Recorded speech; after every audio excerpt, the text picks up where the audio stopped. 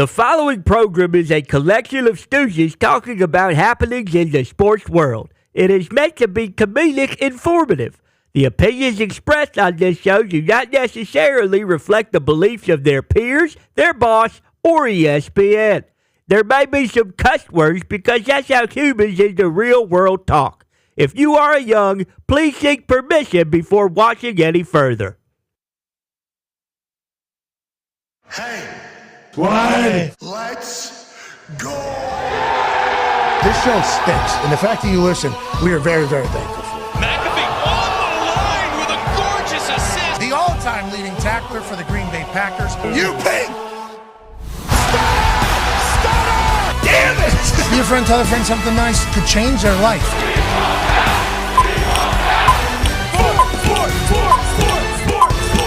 Hello, beautiful people, and welcome to our humble abode, the Thunderdome, on this Simu-cast Sports Ball at Wednesday, August 21st, 2024. This program starts now. Football is beautiful. Football brings the world together. Football season is fully intact, and we have Hard Knocks episodes to react to, storylines to talk about, and today, I think for the first time,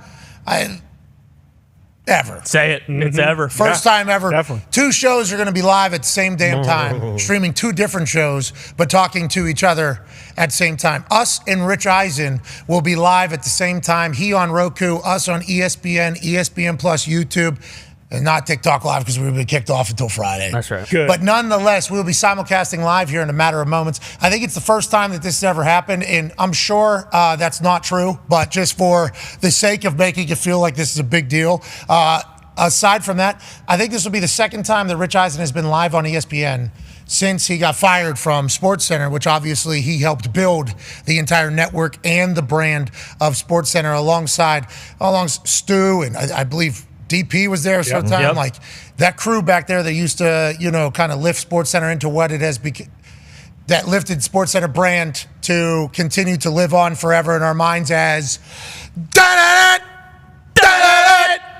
obviously a living legend. We can't wait to chit chat with him. First ever employee at NFL Network, still there.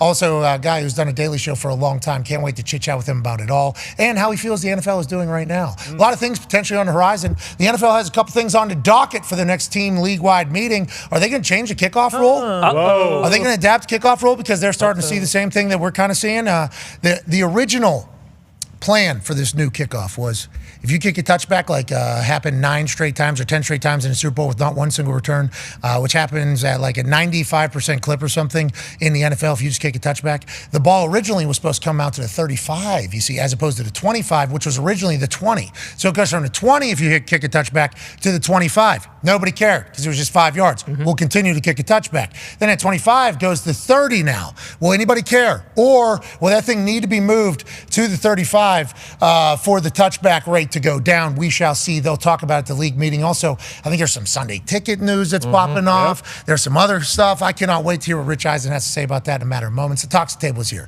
At Boston Connor, at Ty Schmidt. Sweet elbow room hat, pal. I want to let you know that I was down in Sunrise, Florida, near Fort Lauderdale. I had some people literally in the crowd tell me, I'll see you at the elbow room after the show. I did not have time on a Monday night, especially with a 3-hour flight because how far that place is down there. But I like that you're representing here right on your face. Yeah, I saw the box earlier, decided to poke my head in there, and some of the stuff they have is fantastic. And then it kind of just reminded me, like, hey, we're 48 hours from Ireland. I assume there are elbow rooms packed to the brim over there in that little Dublin pub area. You talking about going to Publin? Yeah, we're heading to Publin a little bit over there. I believe there is some sort of pub crawl happening after our program. I believe that is hell yeah. I believe there is conversations. I don't think it has been locked in or certified yet. Lock it in. But okay. Lock it in. Lock it in. All right. Okay. Locked.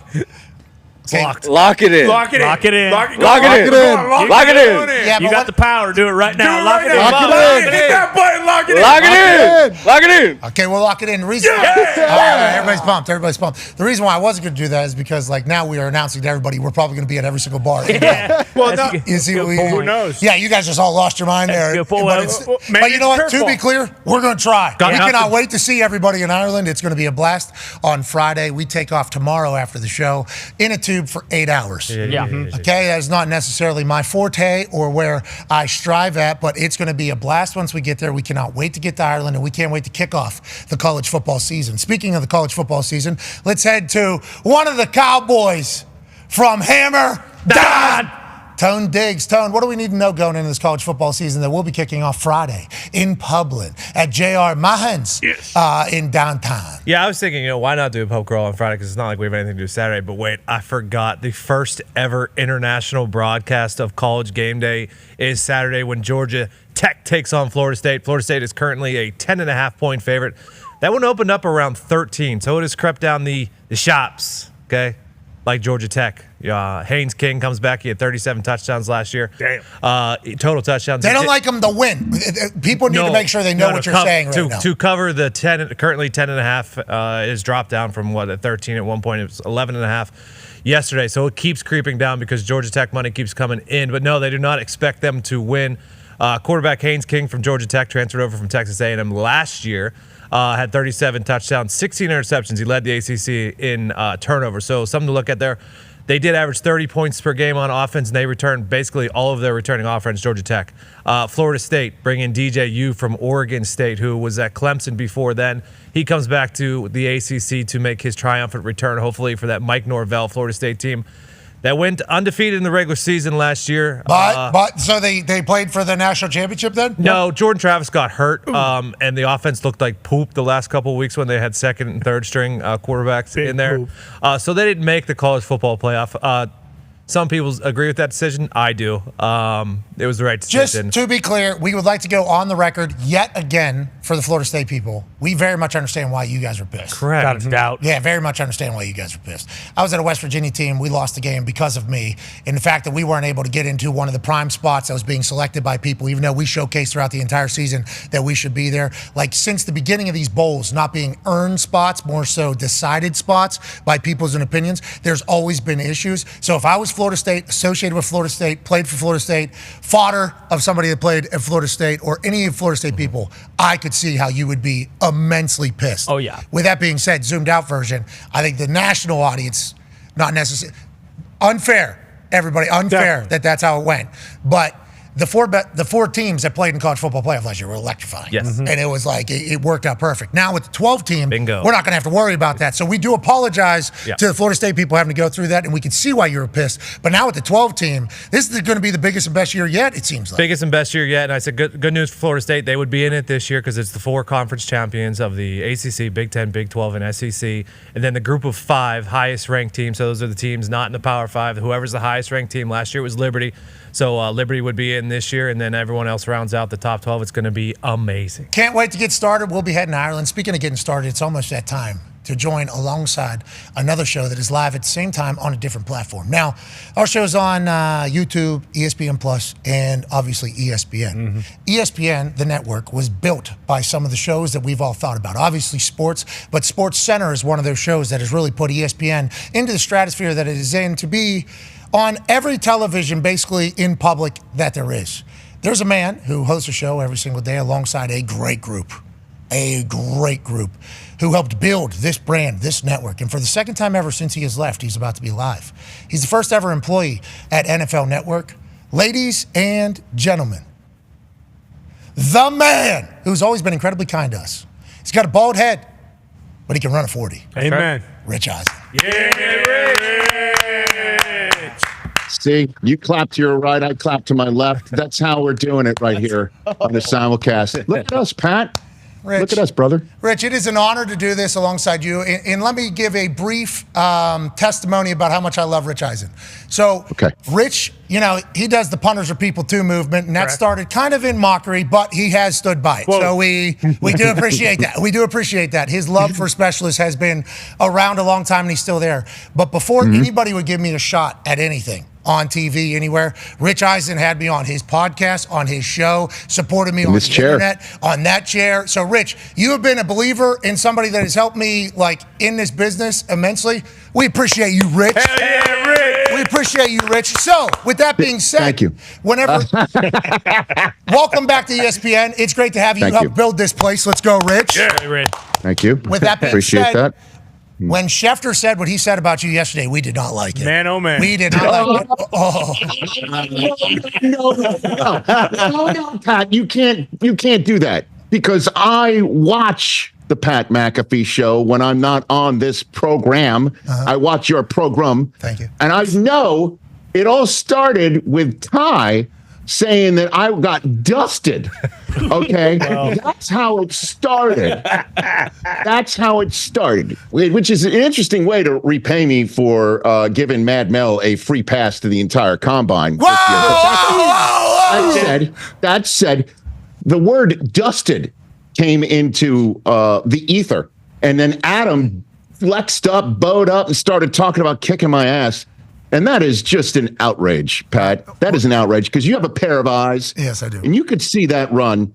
Yeah. The guy tripped over his own feet. He's lucky there was something to keep him from face planting. Agreed. Because that beautiful face could not be dispensing facts and information on ESPN without that backstop. So I'm sorry to jump in there, but the fact is... Yeah, we weren't happy about it, though. You know, Ty said what he said just to see how Schefter would respond. This is classic lead investigating. Bingo. You know, because we knew that Schefter could potentially have this moment. Because remember, Schefter's been captured on camera having a 2-inch vertical. Yep. Remember when he tried to do the Lambo leap? Yep. So this particular video, when it hit the internet, made him look very athletic. Both of you. He said he's 50-something. 57. 57. How old are you, Rich? You don't have to say it, but how old? No, I'm fine. I don't care. I'm double nickel. He's got 2 years on me. What? We went to Schefter's older than you. together. Oh my gosh! Oh my god! Oh, no. And he dusted you. Oh my god! Dusted. Oh, no. Excuse me. Now let me have a little bit of a say here. Okay. So we're at Fanatics Fest. Everybody. I show up at the NFL 40-yard dash line there, whatever. Had no intention of running. I ran not once but twice before that run. Twice. Because Michael Rubin was running against an influencer, to be honest, whose name escapes me right now. Oh, wow. No respect, Rich. Wow. No. Baseball? Just an influencer. We all have influence. Okay. Listen, so I ran not once but twice. And Schefter then comes up to me and goes, "You want to run? You can do a little Michigan on Michigan thing," you know. And so he says that, and there was none like, "Let's see who's the king of the 40. Let's see who can kick each other's ass." It was just, let's have some fun together, right? So we do that, even though I know this is not going to work out well for me. It's my third run, and to be honest with you, I had some very fashionable lace-up boat shoes I should not have been running can't be in running at the all. boat shoes. Can't be running the boat shoes. Yeah, agreed. Fashion killed me here. Look at those shoes. I shouldn't be running in that. And Schefter had on Air Force Ones all laced up. Oh, okay? Air Force Ones are tough to run in. I don't know if the Air Force Ones are tough to run in because obviously you got the big base. They make you taller, and you don't want to crease those things, although I don't think Schefter knows any of those rules. I appreciate that you guys at 55 and 57, though, were able to stride out like that. I think that's the big story here. Yep. Now, Okay, thank you. Schefter, He did. He said. King him. Yeah, he did. he did say he's the king of the 40. So hopefully at the next combine, you guys will be able to get back out there, raise some more money for St. Jude's, which you have done in a remarkable way, turning something that is pretty monotonous into a philanthropic effort that has affected many. Hey, Rich, that's the beauty of Rich Eisen football. Now, Thank you, sir. I have another question for you, though, Rich, here quickly. Yes. And I know we're going to have to handle some business here in a couple minutes, and we can't wait to watch a master at work with that entire operation. What, throw to my radio break before the Roku channel rejoins the audience? Okay, sounds Boom. good. Bingo, that's the case. Okay. The NFL right now, and you can take this all the way to your break, obviously. The NFL feels like it is on fire. It feels like it is bigger and better than ever. Valuation through the roof. They just released a $679 Sunday ticket through Apple TV, and then obviously you got the YouTube TV, and there's that lawsuit that's taking place, but it would literally just be a bite out of an apple and billions of dollars. Can you feel it as the first ever employee at NFL Network and for the league, that this is on-air talent? Is this the biggest the NFL's ever been? Is it very obvious? And where else can they go, Rich? Where else can the NFL go, and what else can they do? Different places on planet Earth, Pat. I mean, that's the next step, is to grow the game internationally. We're already getting a game in Brazil, as you know. Don't wear green, Rich. Don't wear green out there. Don't wear green. I've heard that story. That's why I heard that, I guess, in the same situation. That's why there's great French blue button-down for my radio audience, need to describe that. But there's, he looks very svelte too, and jacked for your radio audience. Rich Eisen is jacked currently right now.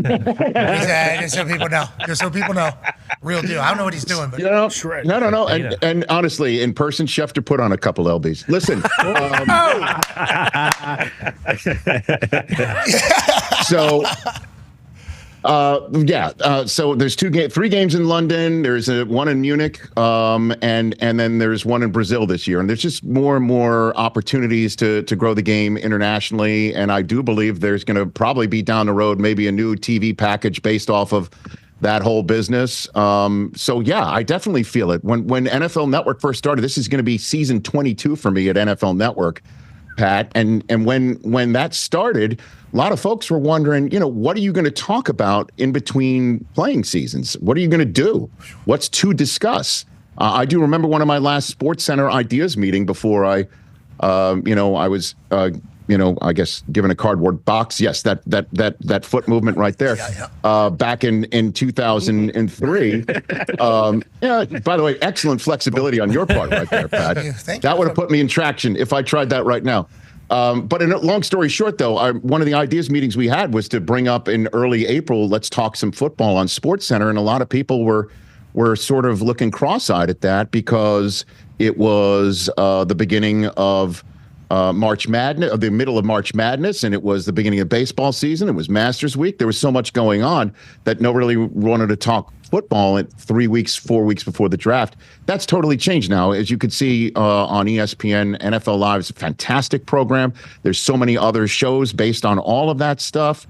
There's now multiple Hard Knocks. There's one special one that's coming this fall, as a matter of fact, that I'm hearing about. And I think people can't get enough of it. Yeah. So we're in that sort of business. Yeah. But I do believe it's time for my first break, Pat. Ready? You ready? Because I've got to throw to break. You remember terrestrial radio those days for you, Pat. We were right? there Remember for a few months. What a Heisman, kept it moving. Yeah, I remember that. I remember those times. Yeah, we're on terrestrial radio, so I'm going to throw to my radio break, and that's 3 minutes long. And then I come back and bring back my Roku channel audience for 2 minutes, and then I'm one big happy family again, and then we'll hang out until you have your first guest. Correct? Is that the way we're going to run this thing? We're going to remain live because we don't do the radio breaks anymore. Thank God. Correct. We weren't great at them, to be honest. And we have one out an hour, 57. Okay. So that's your hard out at the top. I've got one of those too at the very end of the first hour. But we still got time. All right. So I'm going to throw to break. And here's how it's going to go. We'll be back on the Rich Eisen Show. Oh, my God! Oh, my God! Right here oh, my God! Don't do it! That's a good teaser. And we're clear. Hey, how good of a teaser was that for the radio people? They think that we just got maybe like maybe somebody is standing and attack us. They can't wait to tune back in there. You know what I mean? I just wanted to add a little sauce. No worries. I appreciate it. Sauce. So what do you want to talk about? I want to talk about... Time's yours, Pat. Okay, Rich. Let me ask you this question. Okay. So, Ty. Yeah. Can I ask Ty a question? Absolutely. Ty, you can do whatever you want. Oh. Well, how does Mel Kyper feel about your imitation of him? To be honest, I don't know. I've heard from people. People have said that he loves it. I have a tough time believing that. I do not believe that. I think if Mel Kyper were to see me, he'd probably want to smack the taste out of my mouth. Pete Hamill loves it. Lou Holtz was on the show, obviously started the entire thing. Mel Kyper, though, we've tried to book on the show several times. Maybe 10 times since it started. And it is what? Legit. Yeah, we think there is potential heat with Mel Kyper. With that being said, we're cool with it because Mad Mel Kyper is one of the greatest additions to my life, personally, out of all time, Rich. Out of my, it's one of my favorite. When Mad Mel stormed off the set, is truly one of my favorite moments in the history of the Pat McAfee Show. When he stormed off the set, and getting Ryan Day off his game with the Lou Holtz stuff. Now that, as a Michigan guy, that is chef's kiss, man. Did you know awesome. Ryan Day? We went to Ohio State later in the year. Ryan Day came on the show. Oh yeah. Ty was dressed up as Lou Holtz, asked him a question, And Ryan Day was answering him as if he was serious. Like it was an actual, and I was like so proud of Ryan Day. I legitimately was so proud of Ryan Day. And then also you, obviously. Whenever your ability to impersonate some of these people become a motivating factor for a team to win a game that could potentially cost them a national championship. I mean, you really pulled it off. Oh, yeah. I appreciate Ty, you should be proud of yourself, Ty. I mean, we've done a lot of crazy stuff. I remember, I think I fell asleep late in like the second half during the Notre Dame Ohio State game. So did Lou Holtz. Yeah. Well, right. he was still wearing a mask. Yeah, and then I woke up and I had about 250 text messages, and I saw the clip, and I was like, "Oh, Jesus Christ, what's going on?" That was truly bizarre. Okay, so let's talk about bizarre. Rich, how long have you been doing the Daily Show year round now? This show turns 10 in October. Okay, so congrats on that, by the way. Not easy at all. Thank you. Whenever you talk about that time in between the NFL season and then the NFL season again, and obviously you're at Sports Center, so you're covering all this shit. Man, 10 years of off-season coverage is wild. Like the Olympics saved us this year. I assume same thing for you over there? Caitlin Clark, too, pal. There's no question about it. Well, the universe told me not to talk about her. Uh-oh. Is that right? The universe. The universe. Yeah, sent some messages. Yeah, God came in and was like, you know what, pal? Probably go ahead and stop it. I had no idea about that. Did you have a different universe? By the way, we're back on the Roku channel. It's great to be back. Hey, this is a good universe. You're back. You're back. I've got about a minute and 50 seconds till the radio audience rejoins, and that'll be a big audience. So listen, why is the universe telling you not to talk about Caitlin Clark? Because I'm an idiot. Mostly. The reason is because I'm an idiot. And I want to say, we are big supporters. We took a show to Iowa to support during the first day of men's March Madness to launch the women's March Madness because just wanted to catch the vibe of what Iowa was with Caitlin Clark on camp. I think what she has done, obviously, remarkable. Now, it's the whole rookie class and yada, yada, yada. We get it. United States Olympic team rec tickets sold. I'm not even getting into it. But nonetheless, I am dumb. And the way I speak, not good. And multiple times, God has come in and been like, you need to stop. Well, plus you're big in Iowa, though, because you chose Iowa to beat Michigan in the Big Ten championship game, Pat, if I'm not mistaken, right? Nobody in Iowa remembered that. I want to let you know that nobody in Iowa remembered that when I was going through it. But there was a My bad. There was a chance. Okay. There was a chance in Michigan. No, it's not your bad at all. It's 100% my bad, actually. That's what we're kind of getting to. The Michigan thing. I picked against Michigan every week last year. I noticed, Pat. I noticed. So did all of us Wolverines. We did, but that's why you are who you are. The love for you. Thank you. Is no, seriously, man. The what you bring to College Game Day. I know you were kind to say something to me to start. What you've brought to College Game Day and what you bring to College Game Day is second to none. Shut up, Rich. Dude. Seriously, no, it's the truth, man. Rich, I'll say it. I don't care. I want to talk about this Michigan team, though. Thank you for the kind words. Very kind of you. You have to say that, though, right now, specifically. But no, I do have to say that right now. And there's if you don't mind, just give me just 1 second. There's one other thing I really have to say. I'm back on the Rich Eisen Show radio network, simulcasting with the Pat McAfee Show on ESPN, also on the Roku channel. Look at us right now. And everything's okay, radio audience. Yep. Everything. I know it might have sounded a little chaotic whenever we went in the break there. Everything is okay. We worked it out. It was just a little bit of a glitch in the entire system over there. But no, I appreciate that. So we talk until, just so I know the run of show here. We talk until the mullet man from Oklahoma State shows up on your program. Is that what's happening? Bingo. Is that how it works? Yeah. Does he still have a mullet? Does Gundy still have a mullet? It's a little bit more sporty. It's like a coupe. Is he 50 now? Oh, he's like 55. Is he really? Your age. Okay, so all right, very good. Well, we can run a 40 against Schefter. And he's 57. And get dusted. You don't want to race 57. Hey, neither of you. Hey, just I don't know what we're talking about, how we're talking about it, or what we're thinking about. You nor Schefter should even think about getting into anything with this guy. No way. No race, no fight, no nothing. I don't think, definitely not hunting situation. No. I think he talked about killing a turtle one time. I don't think you want any parts of the mullet man, Gundy. He's reigning Big 12 Coach of the Year right now. Yeah. But yes. Understood. Let's talk college ball. I appreciate that advice. Let's talk college ball. I did pick against Michigan every week. It became a thing for me and with Dez and with Michigan. But what that team was able to do and accomplish last year had to be obviously so much fun. I remember we were doing the Simu-cast at the Rose Bowl, and we requested you to come join us. And the message we got back was like, "Rich is really into this game right now." Michigan. I was not suitable. I was not suitable for broadcast, Pat, and I appreciate you understanding that. There's, very fortunate to do what I do for a living as long as I've been able to do it. There's really only two teams that emotionally affect me to the point where I can't be around other people.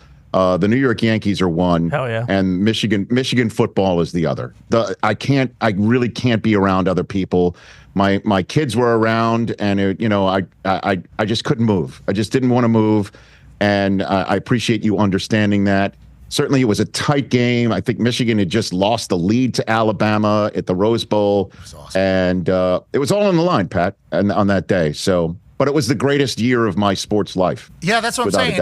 Enjoying it, especially with all the adversity that came. Obviously, the Connor Stallions, Rogue Agent, Harbaugh, who we are massive fans. I mean, massive fans of. The way he dealt being suspended, then Sharon Moore, the way the team responded. It was like, if I was a fan of Michigan, which I have become, but if I was a fan of Michigan, it'd be like, they're trying to hold us back. Our boys aren't even blinking. Like, literally, there seemed to be no blinking throughout the entire year. Had to love that as a Michigan alumni, legitimately. I did it. I loved all of it. It was fantastic, soup to nuts, seeing all these guys go to the next level too. And I can't wait to see what Sharon Moore is going to do this year. And, I'm genuinely psyched about it. And you brought up Connor Stallions.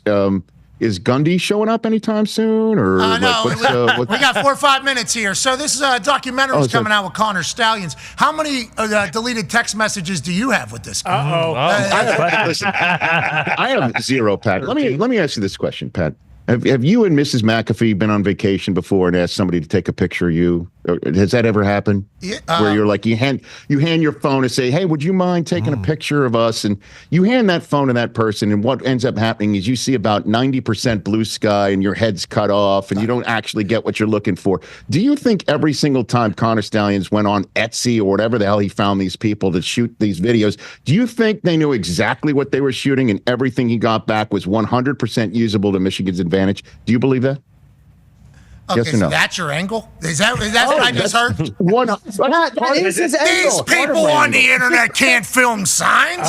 Connor Stallions was getting amateurs. Do you think it works? Do I think it works? Do I think what works? Do you think humans? You thought that every single time it worked perfectly for him. You think that was exactly how it worked? Okay, so they're saying he studied 75 games. Let's assume that at least half of those user error. We got dummies from the internet getting paid $250. They don't know who's even given the signs. They were filming the white hat. It was actually the blue hat sign night. Could have been.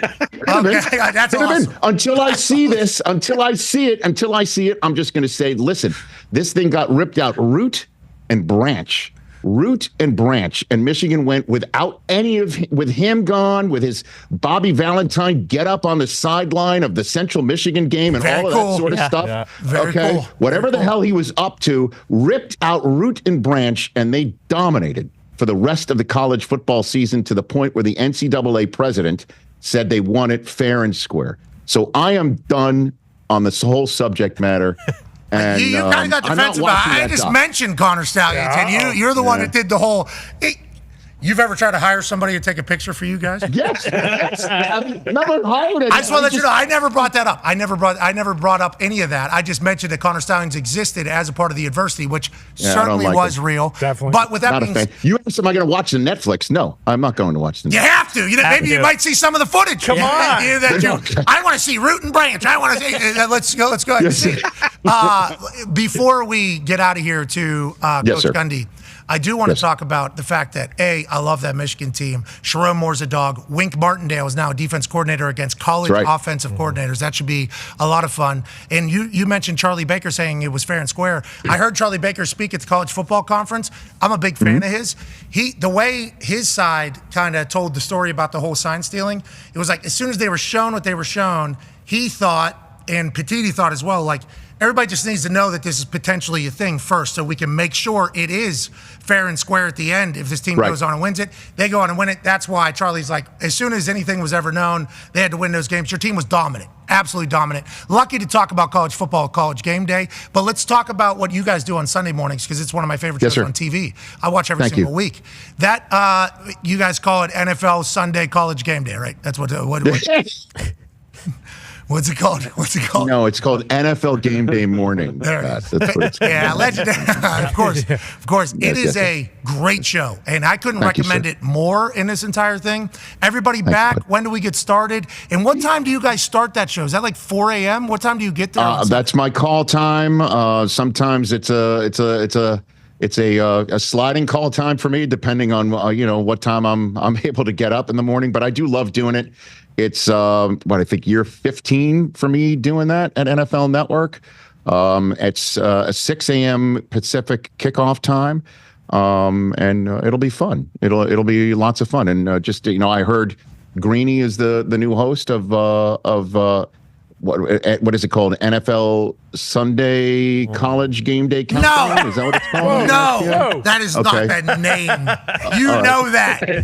Don't be an asshole, Rich. No. Jeez. Just I'll tell Greeny just what I tell everybody who steps into this arena, that at 9 a.m. Eastern time, and I told this to Ray Lewis when he was on ESPN doing the show that goes against mine. I come out of the smoke at 9 a.m. Eastern time. Me too. Every single Sunday. Okay. I didn't know Different kind of smoke, Pat. That makes sense. Different kind of smoke. Okay, Yeah, Rich. Different smoke. We be waking and baking. These Definitely not what I do.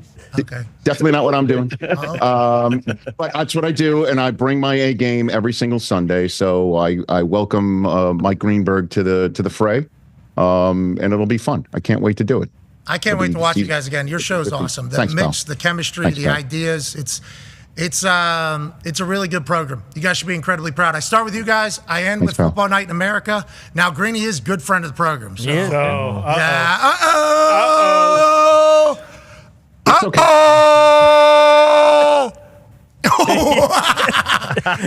You're the man. You're the absolute man. Rich, thank you for everything. We appreciate you. Anytime, Pat. This is fun. We'll do it again. It works. Yeah. So it does. Yeah. Nobody really knew if this was going to actually work. So the fact that it did, really good. We should do this during the season, I think, a few times. And if Foxy, if you could cut to the toxic table shot a little bit, it's like framed perfectly, I guess. We had to zoom out a little bit, frame it perfectly. Look at that. Great work in the back on your side. Zito, great work in the back on our side. We can't thank everybody enough for making this happen. We'll talk to you again soon now that we know this is possible. You got it. Our guys, RJ Herrera and everyone else here on the show, we got together. See, it's communication and it's love. It's love. And Schefter did not dust me. He did not dethrone me. Rich. I'm happy to do this again. Well, Rich, actually, Schefter did dust you a little bit. Now, granted, he got folded up like a log chair, almost broke his back, almost broke his T2, his T3, but he kind of did beat your ass on the 40. That's something you're just going to have to live with, unfortunately. All right, Rich, sorry to break it down for you, bud. You're the best, ladies and gentlemen, the Rich Eisen Show. Oh, man. Okay, so it works. Yeah. Cool. What you just witnessed was a full-on preseason opportunity. Yeah. That's why he said, what do you want to talk about? I was like, we didn't get past, is this going to actually work? Great work in the back there. Hey, great work in the back. Oh, yeah, boys. So that involved 3 Zoom calls going out of our office to one Zoom call, 3 cameras going out to their shot. Whoa. Then 1 Zoom call coming back with the Rich shot and the side shot. We will air your Zoom shot coming in. You will air our Zoom shot coming out. And then we'll cut show, you cut show. So 2 shows, money, 2 Zooms, 6 shots, couple breaks, 1 conversation, 1 heartbeat, two breaks, 1 heartbeat, 3 backs. 1 sound. Man, I'm so thankful we don't have to do that shit anymore. Oh, that was crazy to witness once again. We did that. Yeah, it really did take me back. Couple out. Well, he's adding one, too. Yeah, because Roku's different than the radio. Yeah. Jeez. Lunatic. God bless him. Doing it a long time, though. Hey, congrats, Rich. Hell yeah, Rich. We do have somebody joining us that has a mullet that Rich should not be racing ever. No. Not on feet, not on a jet ski. Definitely, this guy definitely rides jet skis. Yeah. I couldn't even. Yeah. Did you just think of this man on a jet ski? Like Penny Powers. Oh, my God. I think that's why I've actually thought of that jet ski. Yeah. Yeah, with with this man rolling. College football is obviously kicking off this weekend, and it is about to be the greatest year of all time. I know there's a lot of question marks and there's a lot of transition. Tone, what schools are in new conferences now? How many different schools have moved into different conferences? In the ACC, you got it's now the All Coast Conference. Okay, so because you got Stanford and Cal coming over there, they also bring in SMU. The Big Ten's now they also have all those teams. So they have Washington, they have UCLA, USC, and Oregon. The Big 12 brings in Colorado, Utah, and both Arizona schools, and then the SEC brings in Texas and Oklahoma. I think I got them all there. So joining us now, ladies and gentlemen, is Coach of the Year reigning for one of those conferences. Now, it just so happens to be West Virginia's conference, but ladies and gentlemen, the reigning Coach of the Year from Oklahoma State, absolute dog, Mike Gundy. Yeah! What's going on, guys? Coach, thank you for joining us. We were just chit-chatting with Rich Eisen. He asked if you still had the mullet. Obviously, the mullet caused a lot of ripple effects. You do not. I lied right to his face. I thought you had like a more sportier version. The mullet is completely gone, I see. It is gone. I actually cut it the last week in July. My 19-year-old son is not fired up about that. He said that his generation, which are the age we recruit, they wanted the mullet. So I'm in the process of trying to grow it back. Okay. We're looking at about 6 to 8 weeks, Pat. Mullet cut remorse happens to, I think, a lot of people. And we're 2 months out, which is good. That'll be right in the middle.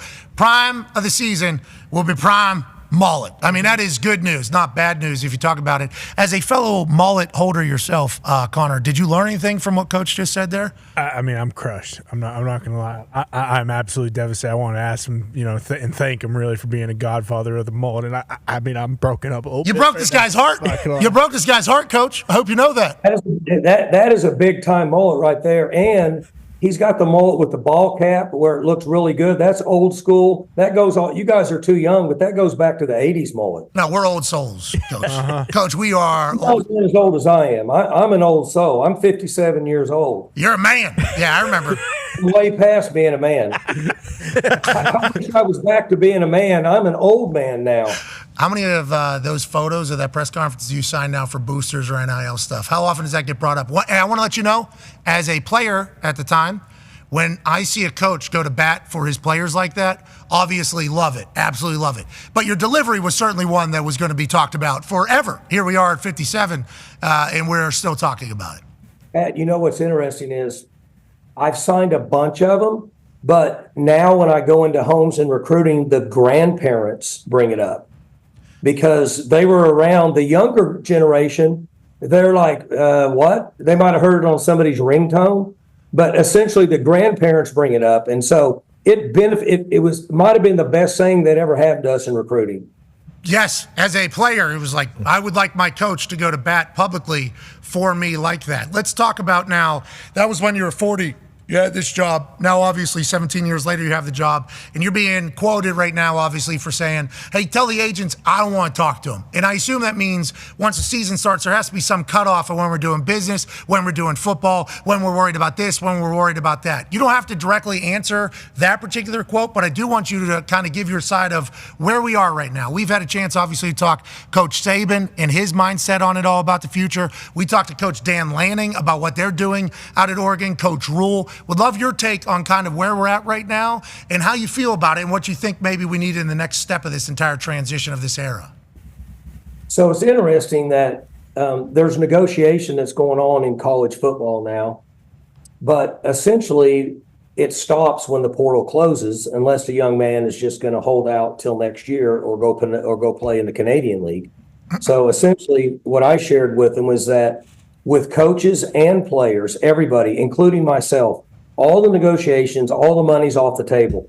We pay our players very well here. They have certain functions that they have to take care of to be able to get their money through the NIL concepts.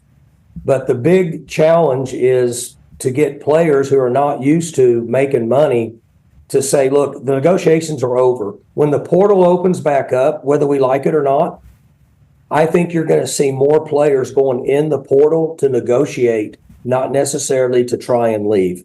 That'll be the big change. Now, we're waiting on the judge to sign off on this revenue sharing that I'm sure you guys are aware of and you've talked about a bunch. once she signs off on this, we'll all have parameters for what direction this goes. I don't think there's any question, Pat, that we're heading towards college football players being employees. And the reason I say that is because we're going to be negotiating 7-figure contracts. I don't know anywhere in the world where there's 7-figure contracts that are negotiated without a contract. Yes. Yeah, so I just don't see it happening. Well, Coach, and I think I've obviously been very pro-player, making money for a long time, because when I was at West Virginia, Pat White, Steve Slayton, Owen Schmidt, and the boys, kind of put us, I don't want to say put West Virginia back on the map. Then the video game, and then enrollment at West Virginia goes through the roof. The amount of money the school is making, the buildings get bought up, the stadium gets built up. The locker room that they have now was probably built by that era. We never experienced any of it. And Pat White, Steve Slayton, Steve had a great NFL career. It wasn't as long as you would hope. Pat White gets hurt early in his NFL career, so he doesn't get the benefit from how great his football was. Owen Schmidt, same type of situation. So it's like, I watched these guys personally build up a town, and then in the end, what do they end up with? Like, not as much as they deserve. So I've always been like, players need a share. Players deserve a share. Let's do this. So then they finally make it happen somehow with NIL, but it's kind of just thrown out there. And then all of a sudden it's like, whoa. We need to figure out how to protect. The schools obviously is from one angle, but the players need protected in this entire thing too. Signing bad contracts, agreeing to lifetime deals with people, losing 20% of your money long term. It's like at some point, that shit all needs to get figured out and sorted. And hopefully with this injunction that's coming, they think in the Q1 next year, I believe, I don't want to misquote anything, a 10-year thing where it'll be $20 million or 20% of the revenue will go to the players. At least then we know who's paying, who's in charge, what the parameters of the deal is, what a deal looks like in comparison to other deals that are taking place out there. Because you guys are all kind of blind right now, right? Isn't it all kind of like pseudo-blind almost? Yeah, and everything you're saying is accurate. You guys have done your research, and Pat White and those guys, they invented the read zone stuff on offense back in the day. Rich Rod, baby, yeah, Rich, yeah. And he was that was revolutionary at that time, much less being able to try to catch those guys.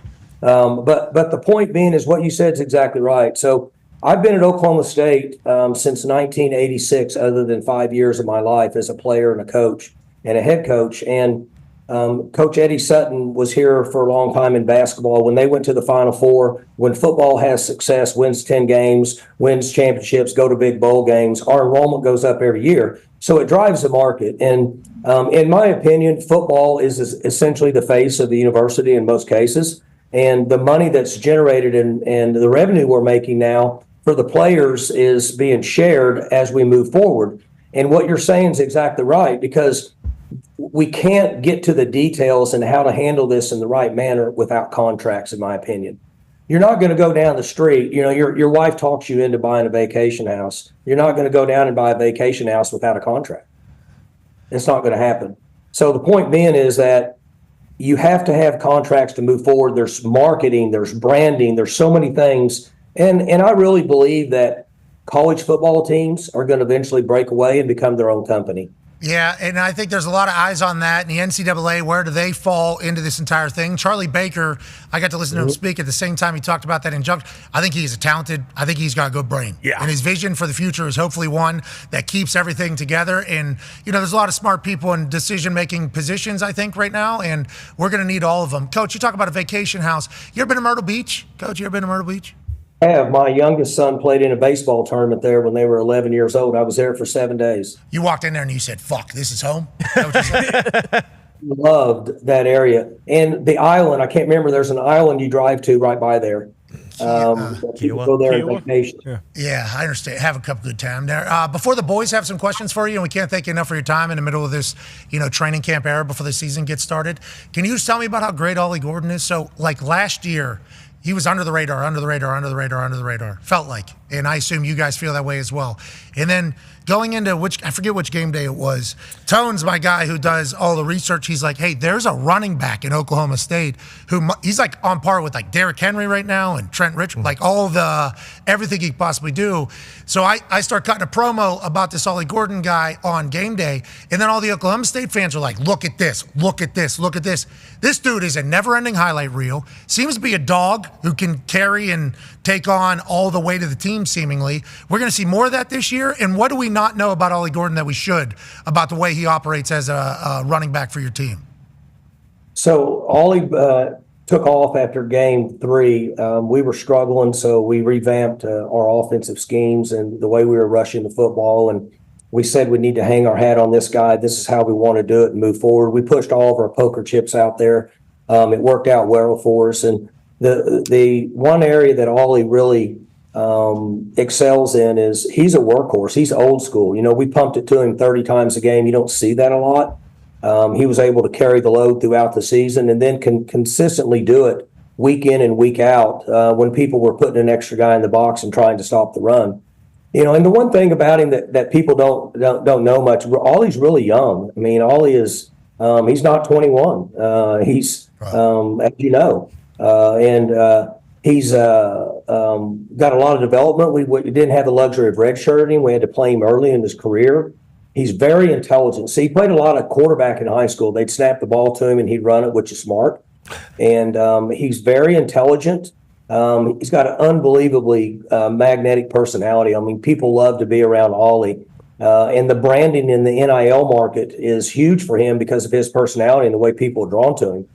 We just came up with this QR code deal the other day. I don't know if you guys knew about it or not, but it's something we put in, and people are going to hit his QR code forever. They're going to give him an opportunity, and people can be at a bar in London or New York City or LA or Tokyo and having a watch party and get fired up, and they can go online to our social media and they can bang money to him through the QR code or to our team. So hey, enjoy a beer tonight on me. Yeah. Enjoy a beer tonight on me, Ollie, for the You know what it is, Pat? Instead of getting fired up, the guy makes a big play. Instead of a round on everybody for me, it's okay, no, pull up and send some money in the QR code. Yeah, bingo. And we did this for the Notre Dame lacrosse team last offseason. They win a national championship. Then they go over to Ireland? No, England. Europe. They did a Europe tour, and they took a picture, and they're like, we're accepting beers or whatever at this Venmo, and it was like, send them some beers. Because if somebody sees somebody, they normally would like to help them. For Ollie Gordon, I think he's going to be dancing into pain a lot this year. That's a brilliant strategy there. Hey, I think that's smart what you guys did for him. I think he's going to benefit from it. Also, thank you for going to bat for him. Yeah. That's a whole nother thing. You go to bat for your players. I think that is a trend that you have certainly showcased, and it is very much noticed. You need to know that from people like me and other players, I think. And they deserve it. One thing that we talk about, I guess maybe I talk about to the team, is that in order to be a good college football player, you have to totally give your body up. In our sport, you have to be willing to say, I'm going to give up my body to play a game. For success, I have to be willing to play with pain all the time and continuously run into people over and over and have total disregard for your body. And players that are willing to do that need to be supported by the fans. Yeah, and you going to bat for those types of players is a cool thing, which is why you've been able to coach at the same place forever. I think your messaging was hilarious. Shit, 2 beers? I mean, fuck. Come on. What are we even talking about here? That was a hilarious way to phrase it. We got a good pop out. Nobody should be in 2024. We all agree. But just you saying, like, me being a human who is flawed as well, viewing another person who does everything right other than this particular situation. What do you want from me? I think it was a cool thing. You stick up for your players. You're awesome. Connor has a question for you. Yeah, Coach, good to hear that the mullet will be back because, that mug sitting behind you, Big Daddy, you are kind of the Big Daddy of the mullet community, if you will. But on those QR codes, how did that kind of come up? How did that become a great idea, of course, but how did it kind of become implemented? And will you also have a QR code on your visor so that when you call a beautiful touchdown to a player that I have in one of my parlays, I can say, damn it, Gundy did it again. Let me send him some money for that vacation house that you were talking about, possibly in Myrtle Beach. Oh, Myrtle House? Huh? Now, that is a great idea for a QR code on a visor. I hadn't thought of that, but to be honest with you, since we're on the Pat McAfee Show and we're not just giving normal coaches talk, which I never give normal coaches talk anyway. That's why I stay in trouble so much. But the point being is we were sitting around in my office with my assistant, Danielle, and our director of business finance, Kenyatta Wright, used to play in the NFL, and now we've hired to be our director of business and finance. And I thought to them, how can we get people across the country to be able to give NIL money for our players and set up them being able to orchestrate things to make the NIL money? If I'm in Los Angeles or London or Tokyo or New York City and I want to give. How can I do it? And we came up with a plan. We said, why don't we have QR codes set up? Smart. Because that way they can do it instantly. And, it's almost, I guess, I kind of thought about a GoFundMe. You see people that are in need and they set up a GoFundMe, and the people in this country come together and they help them. And all of a sudden, if they've had a terrible incident, they have an opportunity to get out of it. So I thought, why don't we set this up for NIL and give the Oklahoma State people a chance that when they're sitting there and they see a player make a great play, they're going to pull that up on social media and bang that money. And so we started working on it about 3 months ago, got social media people, got Chris Deal in our media relations, and he helped us. And we've got it set up. It's going to be in all the bars in town and restaurants. It'll be on the tabletops on game day. Wow. It's wonderful. Smart. That is a very smart Get the move. visor one. And some of those GoFundMe's not legit. Hopefully those get sorted going forward, because this being actually set up through that. And on the website we see you can credit a team member too. Down at the bottom means you can send it directly to the person. I mean, and hopefully that money gets shared with big boys too. I don't know how many offensive linemen QR codes are going to get banged any money, but hopefully the team will certainly share it. This is brilliant. This is brilliant, Coach. Last question here. I know you have to go, and we can't thank you enough for your time. Tone has one about the scheduled opener. Yeah, Coach. We had Coach Rule on a few times, and we talked to him, and he said when he went into Nebraska, he told the AD, do not schedule me any Dakotas, okay? That's the one thing I don't want is any Dakotas. And you scheduled the Dakotas. South Dakota State has won back-to-back national championships at FCS, and they are the number 1 ranked FCS team coming into this season. What does that do for you guys as a week 1 test? I know you have like 20 returning starters, and Alan Bowman might be 35, I'm pretty sure. But how does that go for a test in week 1? So you guys are aware of this, but these schedules were set 8 to 10 years in advance. We were not aware of that. I was not aware of that. I did not know it was a decade. I thought like years ahead, obviously, because bureaucracy and shit, but I didn't know it was 10 years. Yeah. 8 to 10 years, these schedules are set in advance. And in fact, I'll get back to the South Dakota State, but in fact, we play Alabama, I think, in 2 years, maybe. And when they came to me with that about 10 years ago, I thought, well, hell, we'll just schedule them. I won't be coaching that long anyway. And that'll be on somebody else's plate. But South Dakota State, guys, they are well coached. They understand. They don't get out of place much. They play hard. What I've shared with the team, and have said it publicly, is this is a team that you have to take the game from them. They're not going to give you the game. They haven't lost in like 10 years. And their point spread's through the roof. So their coaches understand, and people said, well, what do you think they're going to do to you? And I shared with the team and the coaching staff, said, guys, it's been so long since they lost a game, they ain't going to do anything different other than what they're doing. They don't see us. They're not scared of us. In fact, a few years ago, I think the last game they lost, they played Iowa, and Iowa ended up in the top 25 in the country that year, and they lost like 6-3 to Iowa. So these guys, we're aware of them. If we were doing scheduling a year in advance, probably wouldn't have scheduled them. Yeah. Well, you could have said the score, and we would have been able to guess that it was Iowa involved. You could have said 6-3, and we would have been able to figure that out. I think it was 9-3. Okay, yeah, I'm sure. I'm sure almost double digits. Another one. Almost double digits. It's close, 6-3, 9-3, that's all the same. No, it might have been 6-2. Shit. I mean, that's Iowa football. There's a chance. But go big, go blue, go Jacks. I got a chance to go out there and for game day. They were out there at South Dakota State for the Dakota Marker game against North Dakota State, who Colorado has week 1. So, I'm excited to kind of see this year how it goes, And you got some additions to the Big 12. You got some losses to the Big 12. Hey, they're saying you guys are about to go, and do it. But watch out for fucking West Virginia, Coach. I want to let you know. These Mountaineers, this year, Coach. He's coming on out there. He's doing a good job. He's coaching really well. And they're getting some tough kids. West Virginia for forever and ever and ever used to be tough guys. They were old school tough guys. They'd hit you in the face, hit you in the mouth.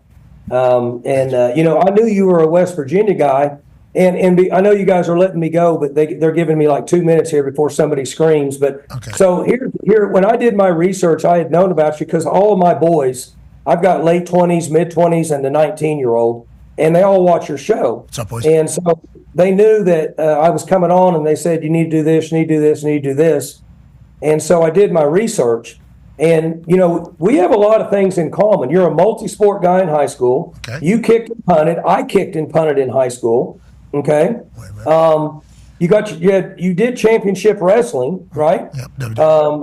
I wrestled for 9 or 10 years. Okay. College football background, booth commentating, sideline. You've been on College Game Day. I've been on College Game Day. Wow, are we? Now, you won punt, pass, and kick championship. Mm-hmm. I didn't get that accomplished. I dang sure didn't make the Pro Bowl twice. Okay. And I have never recovered my own onside kick. You got all that accomplished. And I tell you, the one thing I liked was you super kicked the war pig, right? Oh, man. Man. Coach, I'll tell you what, bro. I mean, from list of humans, didn't fucking know you. Okay, this is where it started at. Right down here, didn't know you. You're top of the list, bud. I am so thankful that I got a chance to talk to you. Thank you for the due diligence. To the Gundy boys, thank you for the recommendation to your father to come on this You program. lit me up. They were lighting me up. They were on my butt big time about don't screw this up. Okay, well, I don't know if you can screw things up. I would want that you know. I said, I'm a great interview. I'm not going to screw it up because I don't do coaches talk.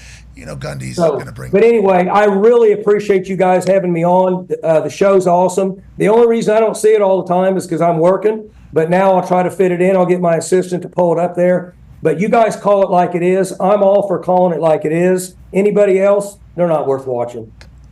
Man, what a promo. We're going to cut that. You're the man, Coach. Love you, Gundy. Hey, Coach, team on me.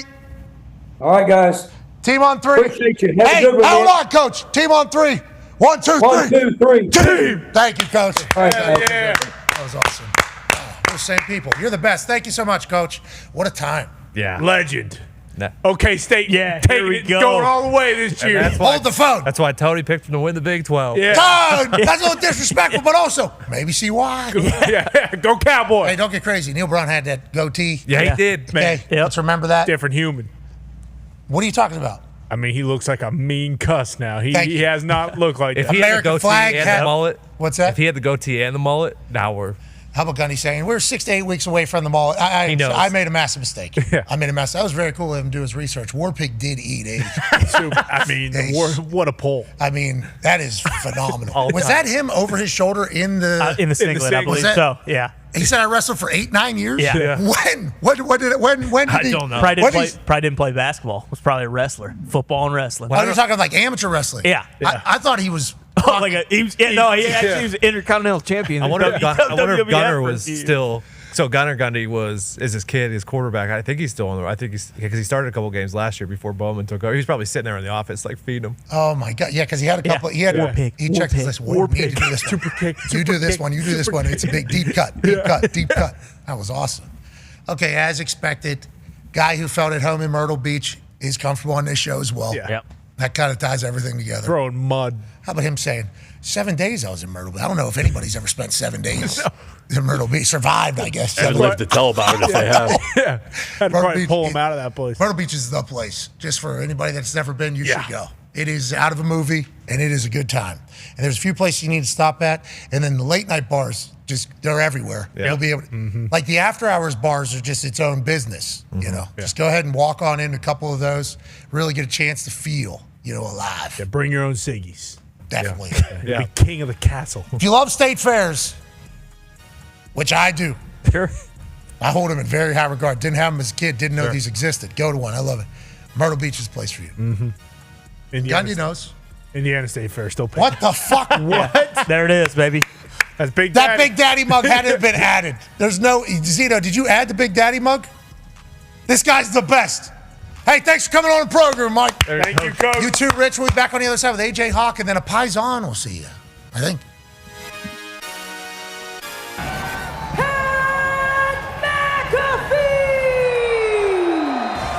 Before I get started, is there any way you can make some noise for the greatest on the mic in every city we go, Samantha Ebert?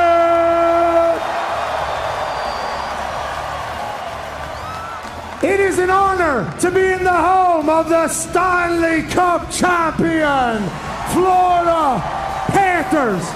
Sunrise has been magical, and tonight will actually be my last Raw for about 4 months or so. It's all good. I can't thank you enough for making this incredible night even better than it could ever fathom to be. I want to say some thank yous. Can you all help me out? So when I say, I just want to say, will you guys say, thank you? Okay, let's practice.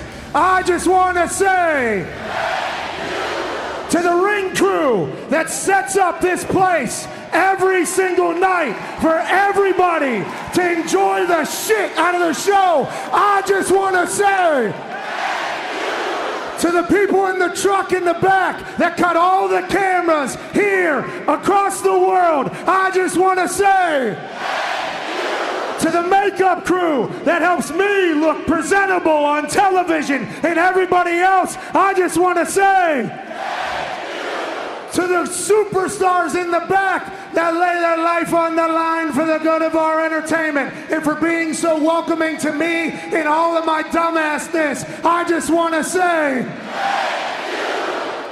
to the people in Gorilla with their big ass brains who have shaped this industry for decades and decades, for being so incredibly kind to me, I just want to say, to the TVL boys, the TV locker room, thank you for being so nice, hanging out, sharing some gummies, maybe some combos. I just want to say, to Michael Cole, you're the greatest of all time. Thank you for making me look much better and smarter than I'll ever be. Working alongside of you has been a dream come true. I've been watching you on TV since before I was born. You old bastard, you're only getting better. I just want to say, into the WWE Universe, you all are the best. I just want to say, I'll see you in January. I love you. Goodbye.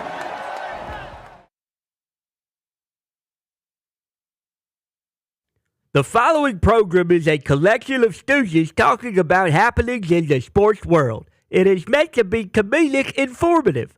The opinions expressed on this show do not necessarily reflect the beliefs of their peers, their boss, or ESPN. There may be some cuss words because that's how humans in the real world talk. If you are young, please seek permission before watching any further. Hey, Why? let's go.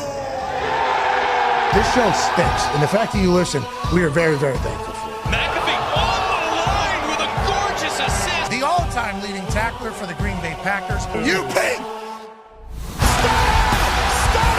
Damn it! Be a friend, tell a friend something nice could change their life.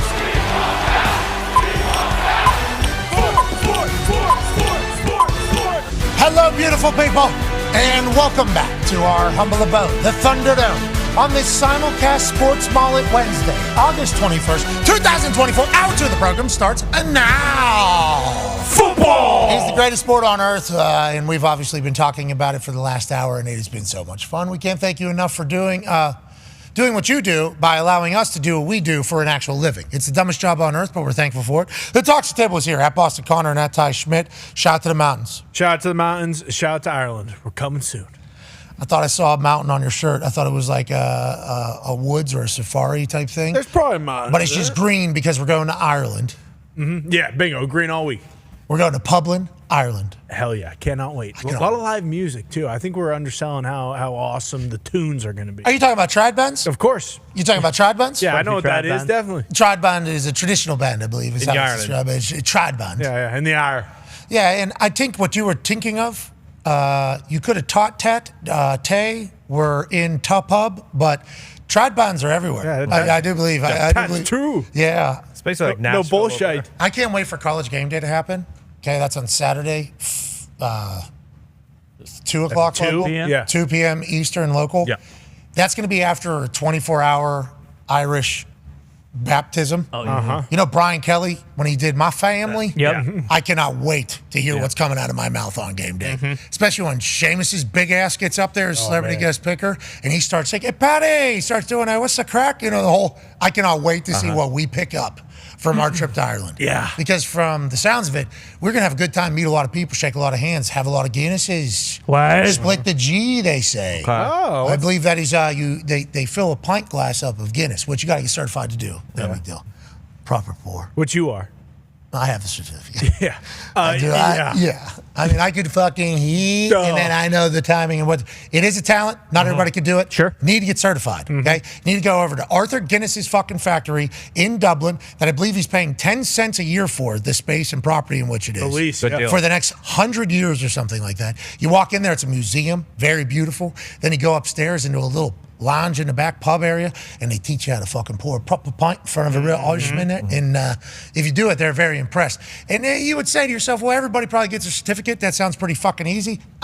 Saw 2 people fail right in front of me. Really? Had to go to the back of the line. Wow. Had to go to the back of the line. Embarrassing. But they got an extra beer, so they kind of played the system. Smart. Kind of smart. It is kind of smart. Maybe they Are failed they on purpose. genius? I don't know. Maybe it was their 3rd time doing the whole tour, whole song and dance. I laughed at them that they might have been the smart ones. Anyways, I believe the Guinness is going to be available. And I believe the game is you fill up one of those pints, then you first swig, you try to get back and you try to have it be right in the middle of the G. Split the G in You, two. you split. That's English, I think. Rip a dart. It is. There's maybe? English people over there as well. A lot of English. I'm probably going to be bouncing in between Australia. multiple different, I could wait. from a melting pot. One half of the hammer, Dahn. Cowboys, Tone Diggs is here. Tone, college football is about to happen. Cannot wait to get over there. Yeah, I can't either. He's a talented linguistic with your voices. Wow, that's a good word. I am not. Wait till you hear spaghetti? what my accents sound like. Yeah, I can't wait. I can't wait to see how many times we get called dumb Yankees. The last time I was there, I was called a stupid Yank more times than any other country I'd ever been in my life. Foxy, I think Foxy experienced a similar thing. Least friendly country I've ever been to. Ever. Yeah. That's what I'm saying. Foxy. At least you won't be wearing a cowboy hat. Yeah, they're going to hate you. I've heard they love it. Hold on, though. We were told that's a split. Yeah. But we also might have been, that might have been like a, wear a wear cowboy. it. That You might all have been- should. that might have been one of those. He went out of his way to ask, is that guy going to wear his cowboy hat? Yeah, he did bring it up out of nowhere. Yes, he certainly did. But Foxy, to your point, it was definitely the least friendly place. We tried to go to a bar, just my whole family, just want to have a couple ice cold beers, and then literally the locals were like, no, you guys have to leave. Different the bar. owner came over, said, get out of here, go somewhere else. I got to escort the whole that. thing. Awesome. I hope Dude, that I'm happens. telling you, it was. I did have a sense of like, wow, this is awesome. They're literally like, get the fuck out of Right. here. Well, that's It's what like, It was old school, to be honest. yeah, it really did feel like that. Yeah. But Tutorial videos are saying that, though. They're like, hey, make sure you're not pumped about anything. what do you mean? What did they say? They're just saying, like, if you're enthusiastic about anything, then that's not very Irish. So don't be pumped. You just got to be miserable. And that's Yeah. why I'm saying, like, We can do that. All you guys need to be smoking darts with me, okay? It's just it's something There is that- 1,000% chance I smoked a cigarette in Dublin Yeah. at like whatever time it is. Like just for the Buddy, I bought a pack just of for the Camel photo. Blues And I want it yesterday. to be one of those. Anyways, Ireland, we can't wait to get there. Can't wait. Past experiences from the only people that have been to Ireland in this office that are nowhere near each other, whenever like 2 different stories. Yes. Similar. Yeah. But I think we respect it. Mm-hmm. We appreciate it. But going in, I think it's going to be quite a dash, you know? Yeah. Think about the amount of people these assholes think that they're like, oh my God. Oh, yeah. Because we're taking over Mahan. Yeah, Yeah. exactly. So regular there probably. Mm-hmm. So I can't be on this because, okay. Coach Diggs sent me his Italian flag t-shirt shirt. That he wore at Italy days? Yeah, I'm going to wear that over there, see how that goes. You see little Italy days in Pittsburgh there? Oh, yeah. Coach Diggs had a sleeveless Italia shirt on, white Ferragamo, just in the middle of I think it just got done raining, shorts A on. bocce tournament. Yeah, well, I think they probably won the bocce tournament. Oh, really? Did they beat the? The pepperonis? Yeah. Well, no. Did they beat the? What is it? What's that? The Penn Hills Pepperonis. Yeah. And then there's another one right with a D. I forget what town it is. No, that's their team name. Oh yeah, like Darien. No, what? Something with it sounds like dragons, but a couple letters are missing. What are you saying? Are you looking at this? What are you saying No, about? I thought the Pepperonis lost to a bocce team named something with a D. Just to be clear, the Pepperonis is an actual team name of a bocce team. It is. Yes. Back where we come from in the East I Hills don't know of what Pittsburgh. Connor's talking about. It's like that soda soda. Soda's the man in the middle there wearing the Italian sleeveless at Little Italy days in Pittsburgh that survived a rainstorm, it appears. And I assume the two guys next to him, I don't know those guys, but I assume they like mozzarella. Sure. I assume that is the case. Gabagool. The man in the middle there is the president of the Italian club where we're from, and he's team captain of our Bocce team, which we're back-to-back champions. Former. And then we lost to the Pepperoni from Penn Hills town over. That's real deal. Yeah. Oh, wait, is the Plum's team is named? No, Plum's team is different, because it's a different name. Plum Prosciutto. I don't You're think that's telling the me name. Coach lost? Well, He they wasn't got there. distracted by the Can't be pepperonis. It was losing, the Coach. court. Remember, they had different rocks on the court. You It was did the say size that. of the rocks. It was a roll. Come on. People are saying the Plum pepperonis. That's not the team name. What is it then? The Plum what? Prosciutto. No, I know it's not that. I think we know what is it the no. Yeah, you just got muted. Joining us now, ladies and gentlemen, is not a man that would ever say the two-syllable word that he's been trying to say here for the last 5 minutes. I haven't been trying to say it at all. Because if I was trying to say it, I'd just say, "Hey, their team name is the Plum." How'd your day go? Ladies and gentlemen, college football national champion, Super Bowl champion, AJ Hall. We don't know because we are on the stage. Did you hear what he just said off mic there as he was muted by Franklin Nicholas Moraldo in the back? No, you cannot hear him, and I'm Perfect, curious thank God. as to what he is saying. You said 2 syllables. That didn't really even give me any hints. Like I need to hear it. What's he How'd what's your he day talking go about? yesterday, Hawker? What? After What'd you say? After the show, how'd the rest of Well, your what day he was go? trying to say there. So 2 different times there. What he's doing here is exactly what you think he's doing, AJ. And I know you grew up around 0 Italians. Okay, I know that is the way it goes. But just know that we are represented in that department well, and you need to watch your fucking tone. Hey, look, I'm just asking a friend. We got Florio joining us in 5 minutes. Exactly. I hope you're happy. He'll get it. I hope you're happy. He'll completely understand. I'm just asking a friend how his day went yesterday. AJ, that's different the way you said it there. Well, that's because I'm not asking him how his day went. I'm explaining what I was doing. Okay, yeah. Joining us in 5 minutes will be Mike Florio. He'll have takes on everything that is involving of the the technicality side of stuff and the things that are taking place. Can't wait to hear that. There's a league meeting coming up where they're going to talk about the new kickoff again and maybe make some decisions. There's obviously Sunday ticket stuff taking place. And Florio's got a new book coming out September 3rd. Available for pre-order right now, and reviews are in. I will read them whenever he's on to see his exact reaction to this whole thing. Did you see Hard Knocks last night, AJ? Yeah, I saw not the whole episode. I saw a lot of good clips though.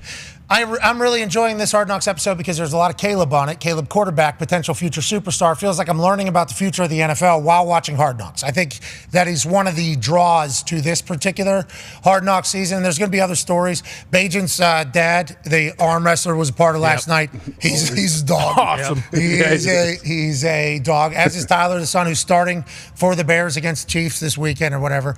But the Caleb Williams story is fascinating. We learn about him as a leader. We learn about him as a human. And we also learn that this dude, those butterflies people get? Yeah. Mm-hmm. Here's him last night talking about it. What your nervous level, nervous energy gets to like scale of 1 to 10? 0. I don't get nervous. Not since my first game of high school versus Gilman. I fumbled 2 snaps.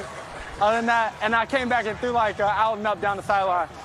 Other than that, play ball. The only people that are nervous are the people that don't know what they're doing. This dude who knows what he's doing. He's completely ready. Seems to have the mindset and the moxie of somebody who is not rattled by anything. AJ gets in a big game, not going to worry about it because it's the same old since high school, AJ. Did you learn anything from that? Yeah, you learn about his confidence and how he kind of views everything. I would want to ask him, what did you do to overcome that nervousness? Like how all of a sudden you just realize you let it all go and it's not going to happen again? So, and also follow up to that, how do you know you're not nervous? Like what if so you're Alec Honnold? You don't feel well. You can get anxious, like you get all juiced up, ready to play. But I think anxious is described by some people as nerves, right? Is that not similar? Yeah, I'm sure. Yeah, I'm sure. Because I never thought I got nervous. I was like, I'm not nervous. Like I'm about to go. Okay, it's gonna happen. So like like the way this is gonna happen regardless. But I do get that feeling of like excitement and like everything. Yeah. Like that's how you handle. Yeah, that's your nerve. Those are your nerves, though. Like, that is two different things. So I wonder if anybody's ever told Caleb, like, hey, the way you handle nerves is not in, like, the devastating fashion where you're not going to show up, even though he said, yeah, I felt like a negative nerve one time, fumbled 2 snaps. Never doing that again. Next, never feeling that. That'd be a good thing to flip on and off. I also learned that all the conversation about him sucking the first couple series, remember even Lombo brought it up whenever we're like, hey, Lombo, Caleb's going to be the greatest player on earth, right? And he goes, everybody needs to, let's relax, okay?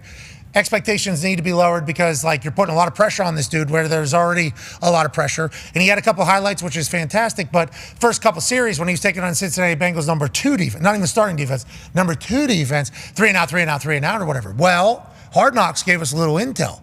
Do you know what was happening during those 3 and outs, AJ? No, I did not. Tell me. Run it. Couldn't hear the damn play. Williams is having trouble making a connection. So is his offensive coordinator.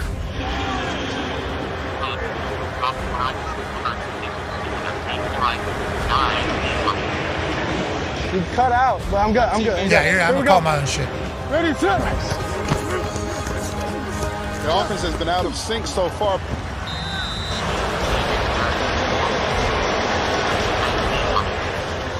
My mic's cutting out, so I'm piecing it together. Ready, set. Second preseason.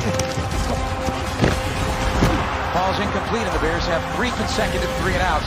These guys suck. People are saying. Come on!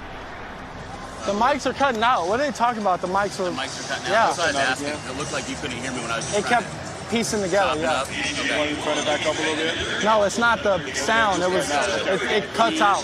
Hey, let me fix this right now. Swap you out. I changed the volume on this one to where I think you like it. You changed this one? Yeah, I did. I changed it down a little bit, volume, because they were all high.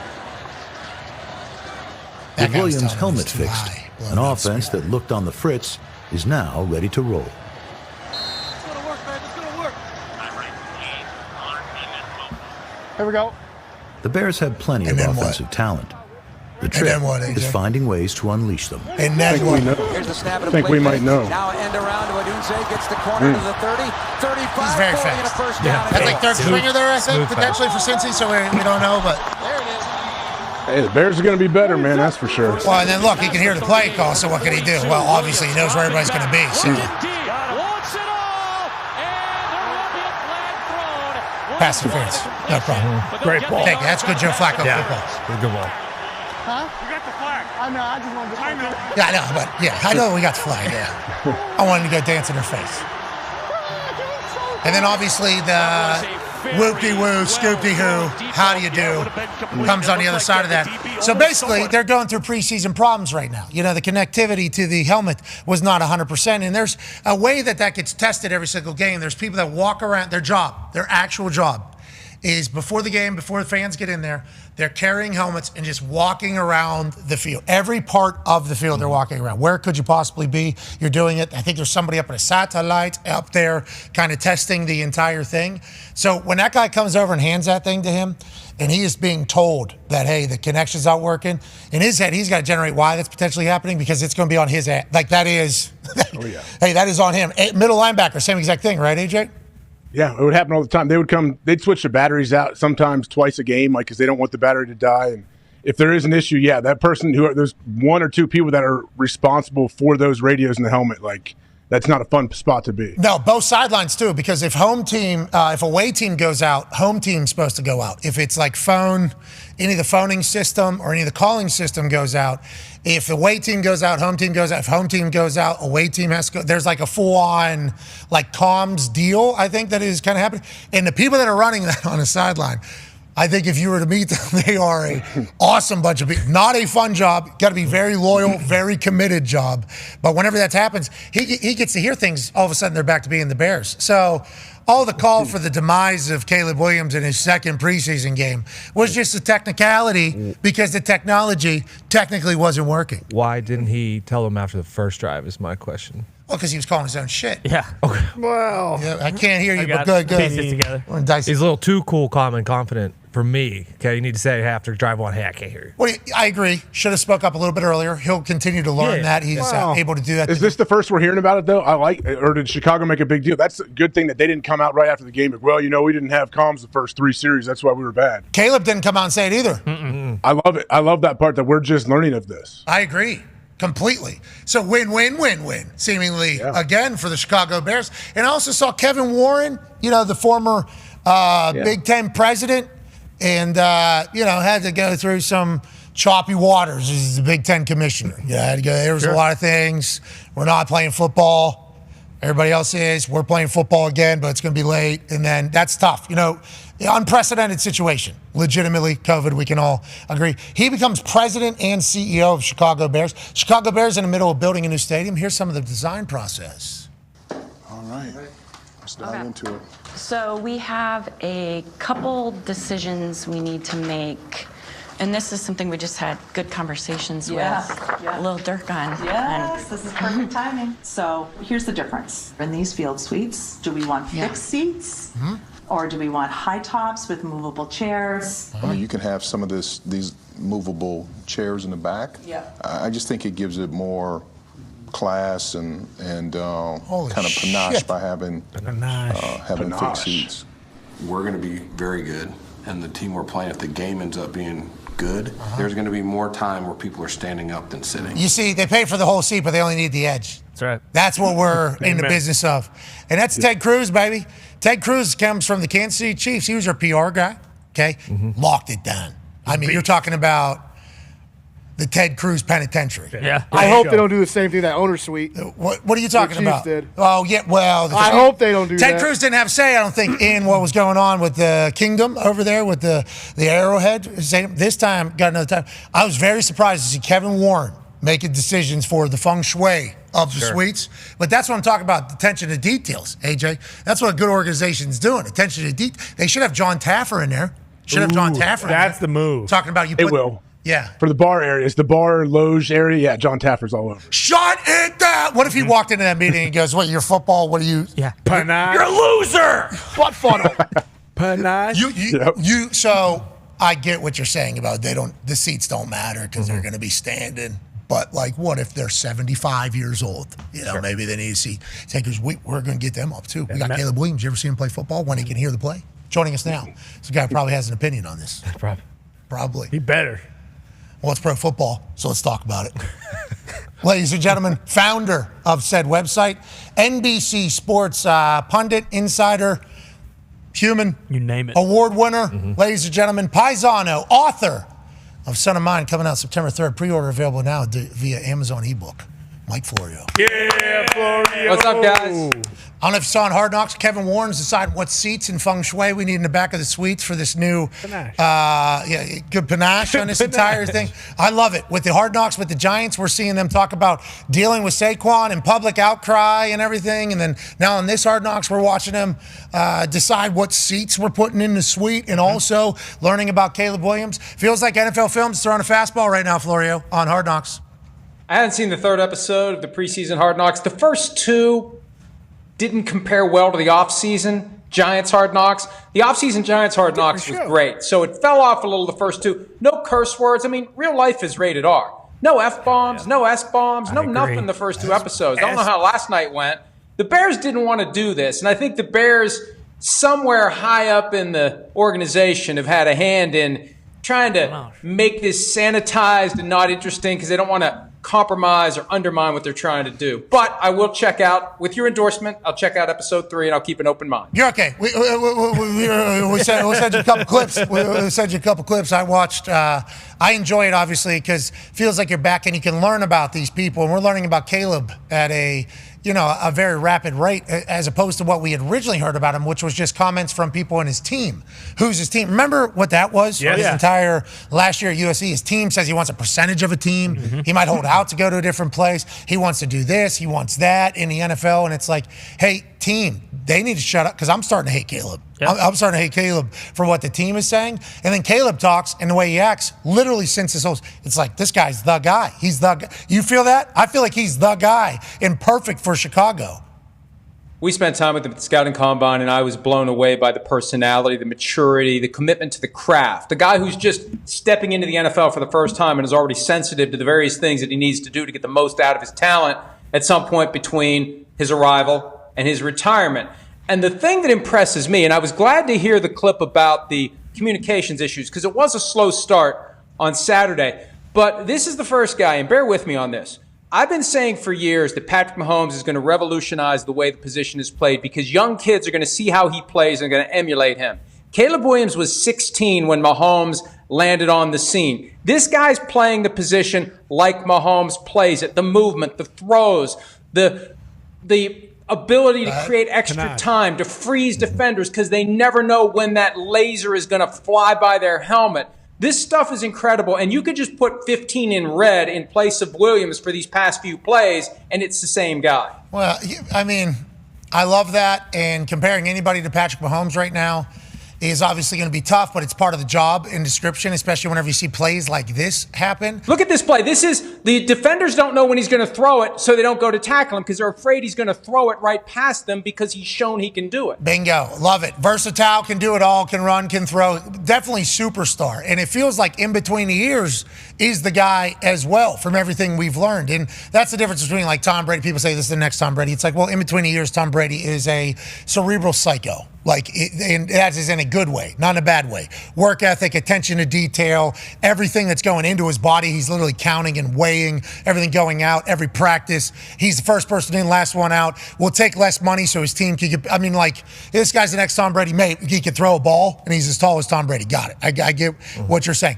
Patrick Mahomes, same shit. It's like in between the ears, money, how his team views him, how his community views him, the decisions he makes, when he plays his best football, all that. Yeah, okay, this guy. But it feels like this guy is that fucking guy, though. It really does. So it's almost like that's my firm belief about like us comparing people to the past because it's hard to read what a person's mindset and brain is like. But it's like from what we've learned about this guy, it's like the NFL is loaded for however long he wants to seemingly play. In Chicago, that big of a market, Paisan, they've needed it. They have needed it. The NFL has got to be like so pumped about the success of this guy, if he has it, for that city, that market that they haven't had for a while, being electrifying. First of all, I love the S-bomb on the graphic. You've given me inspiration for my own show because we'll slip in a little shit from time to time, but it's never been on a graphic. So I much respect for that. Okay. And as it relates to the Bears, we were in Chicago 5 years ago for the first game of the regular season, Bears-Packers, NFL's 100th season. I'd never been to Chicago before. Chicago feels like Pittsburgh and New York City slammed into one. It's got that vibe of a small town, but it's a huge city. And it just oozes football. And it's like, man, these fans, for what they've been dealing with, yeah, they had the 85 Bears, but for the most part, in my lifetime watching football, the Bears have been bad more often than they've been good. And they've never had a great offense. Even when they had Walter Payton, and everybody knew Walter Payton's getting the ball, they couldn't put together a passing game to complement 11 defenders chasing Walter Payton everywhere he went. This is new for them. And to have Caleb Williams, and you pair him with DJ Moore, Rome Odunze, Keenan Allen, you got DeAndre Swift coming out of the backfield. They've got the potential to have a great offense for the first time in the 52 years that I've been paying attention to the NFL. And that is a beautiful thing for the Bears. And that may help them get the public money they're looking for to build that stadium with the feng shui and the suites and all that other stuff. It ain't free. It ain't free. They want some taxpayer money for that. Yeah, well, son of mine, let's move some books. Maybe we pay for some seats in the back of the suites. Available September 3rd. Let's go. Let's move some books. Let's move some books, Paisan. This one's a good one. What was the review? Hold on. I found a review of Son of Mine available September 3rd. Pre-order right now. This was from Kirkus Reviews. Okay. Who the fuck's Kirkus? We don't know, but real deal. Big brain. Big time. Real deal. Oh, yeah. They do. Have you heard of Kirkus Reviews, Paisan? They're a big deal in the publishing industry. They're a big deal, and it's not easy to get a good review. Okay, it is a high bar to get a good review. Ever in life. Like, I think that is, unless you know the right people, and then it seems like it comes very easily. Yeah. But nonetheless, in most things, especially if you're venturing into a new career, like being an author, like Florio with his second book, I believe out, could be more nonetheless. Kirkus reviews. Kirkus fucking knows, Stu. Yeah. A fast-paced mob family saga with compelling characters, great dialogue, and hard-boiled vengeance. Hell yeah. Oh my Wow. God. Wow, what a sell from Kirkus. This son of a bitch can move books. I need to give him a cut. I really don't know what hard-boiled vengeance is. I was telling Rich Eisen this yesterday, like, it's hard-boiled, soft-boiled, poached, soft scramble. Like, I don't know what that is, but it sounds good. I'll take it. Yeah, you know what else sounds good is panache. I just looked up, just got sent the definition.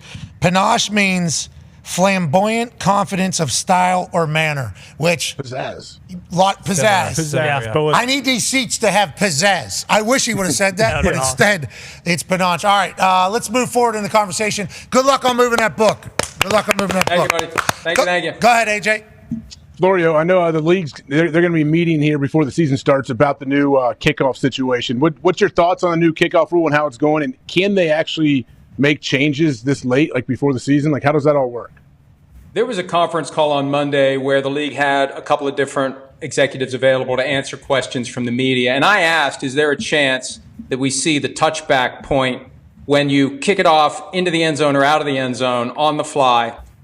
Could it move from the 30 to the 35? Because my concern is coaches are looking at this, and the average return position, the field position to start these drives, is like the 28.3. Just give up the extra 1.7, put it at the 30. I don't have to worry about a long return. I don't have to pin my career on some screwy thing happening that keeps me from getting to the playoffs. Now, they said that it's not likely that it'll change, but they didn't rule out changes being made down the line. And I don't like the idea of changes happening once the season starts. I think you got to respect the integrity of the season. You can't have the touchback point be the 30 for the first month and then say, oh, we're not getting enough returns. Let's make it the 35. How come, though? So Hey, hold on, though. Because as you were explaining that there could be coming some change down the road, and then you talked about how middle of the season you wouldn't want to see that change. How come, though? It's a brand new play. Everybody knows that. So it wouldn't be like, would it be just because the end of the season isn't the exact same as the first season when it comes to this particular play? Maybe somebody would get an unfair advantage. Because I don't think they're going to change it either. We all know the NFL. They're going to at least let this thing ride for 1 year. And what we're going to see is a weird kickoff-looking thing and a bunch of touchbacks to all the points that you made. And also just as kicker, it's like having conversations with special teams coordinators still in league before kickoffs in real situations. It's like, hey, we can't give up return here at all. No reason for it. Like, no reason right now. Make sure this is a touchback. We need this thing out of here. It's like the 30-yard thing. Nobody's going to adjust it. So the NFL's not going to change it before the season. We all know how they kind of operate. But if it gets through the first 8 weeks and it's just the same shit and it just looks weird, it's like it's almost doing more of a detriment to the kickoff play as opposed to trying to save the kickoff play. You know, that's kind of my angle on that thing. That's why I would like to hear like because so if they change it week 9 and there's a memo, hey, touchbacks come out to 35 now, like just to try to save this shit. Like I've kind of tried to wrap my mind around that already happening, but I am very open to a counterpoint on why you don't think it would be like fair or maybe the integrity would be questioned in that whole thing. Historically, they don't like to change any rules once the games start because you want the full season to have played out under the same rules. Got it. So it's the 30 from week 1. Once you start down that path, games are influenced by that. You don't want to change it to the 35 halfway through the season, even 2 or 3 games into the season. That's why they have the chance next week. AJ mentioned the meeting. The meeting is primarily about this private equity thing they're trying to do. But I reported today at PFT, it's on the agenda. The kickoff discussion / update is on the agenda. It doesn't mean there's going to vote, but once you got 24 owners or 32 together, all you need is 24, and they can change anything they want. 3/4 of the owners can come together and say, we want to do this. And I'd like to think they'll understand where this is going. And I think some of the coaches are keeping their cards close to the vest because they just like to get through to week 1. The rule is the rule, kick it out of the end zone. We don't want to play this game. We don't want these returns. We don't want this new formation. We don't want to be the guinea pigs for it. Just give them the 30. If you make it the 35, then we got to put the ball in play. So I think that if the owners really understand what's happening, if they talk to enough of the coaches, they'll get the same sense I've gotten. that by the time week 1 rolls around, a lot of these coaches are going to be kicking it out of the end zone. Absolutely. You just signed a guy to cover kicks for you. You already have him on the punt team in a spot where he doesn't know how to block. But then you add in a couple kickoffs, and it's like, if this dude accidentally peeks this way, are you going to let, like,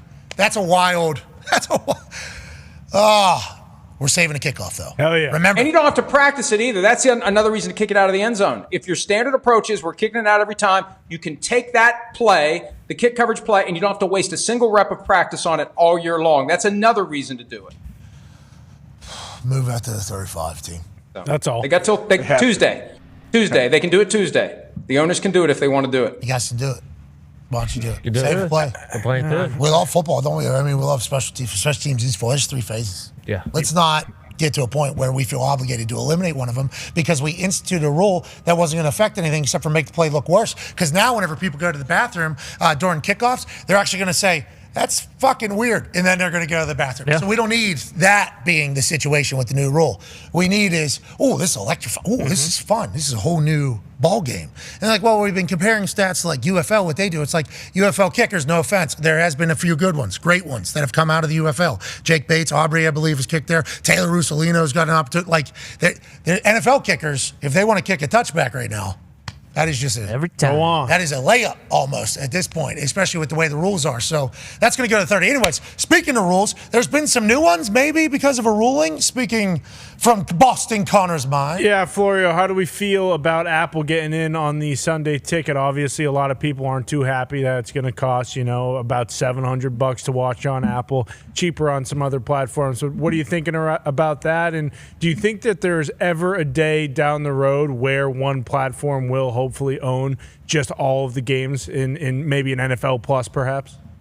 It really is amazing when you think about the fact that simply selling it through the Apple App Store, you get that 30% surcharge because you can still buy it through YouTube at the normal price. It's still a high price, but it's not $600-700. So I don't know why anyone would do that. Yeah, maybe it's a little more convenient, but you're paying a lot more money for that thing. And I almost feel like in the aftermath of the NFL getting the verdict thrown out, the $4.7 billion that would have become $14.1 billion.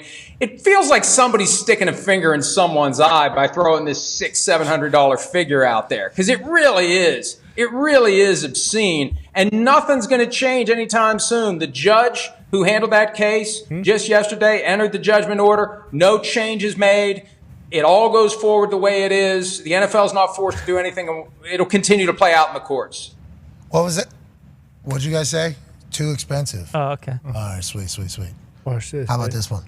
Fucking more. Boom. How about that? That is we're a business. We're allowed to do and charge whatever the hell we want. Yeah. Okay, that is how this whole thing goes. That's how it will go. But hopefully through the ruling and the process, there is a way in the future to figure out how you can, I don't want to say pay-per-view, but get a game that is maybe something that you don't normally have. And if you don't sign up for any of these, you wouldn't be able to get. So maybe a pay-per-view model down the road for certain games for people out of market or out of town or something. But hopefully they'll figure it out. But yeah, when that number rolled out, I thought it was a fake tweet. So when I read the tweet, I'm like, with what just happened, that can't be. And then you look into it, it's like, yeah, we are operating businesses. We had a plan, This thing would have changed plans, but it's, right? Judge took that fucking threw it all the way out. Yeah. No thanks. So guess what we get to do? We're still doing the plan. The NFL is going to be king for so damn long. Yep. Who's all going to be a part of it, though? Are the San Francisco 49ers going to win a Super Bowl in the next few years? One lingering question, Ty. Yeah, Florio, over the last 2 weeks, we've heard that Brandon Aiyuk's going to be a Brown. He's going to be a Patriot. He's going to be a Steeler. Oh, nope, he's staying with the 49ers. As we get closer to the season, do you have any idea where he's going to end up, and when are we going to get some sort of resolution on this? My gut tells me that he falls into the same category with CeeDee Lamb and Jamar Chase, the Cowboys and Bengals receiver, that one's holding out, one's holding in, Aiyuk's holding in, trade hasn't happened. I think the key is, when is the deadline?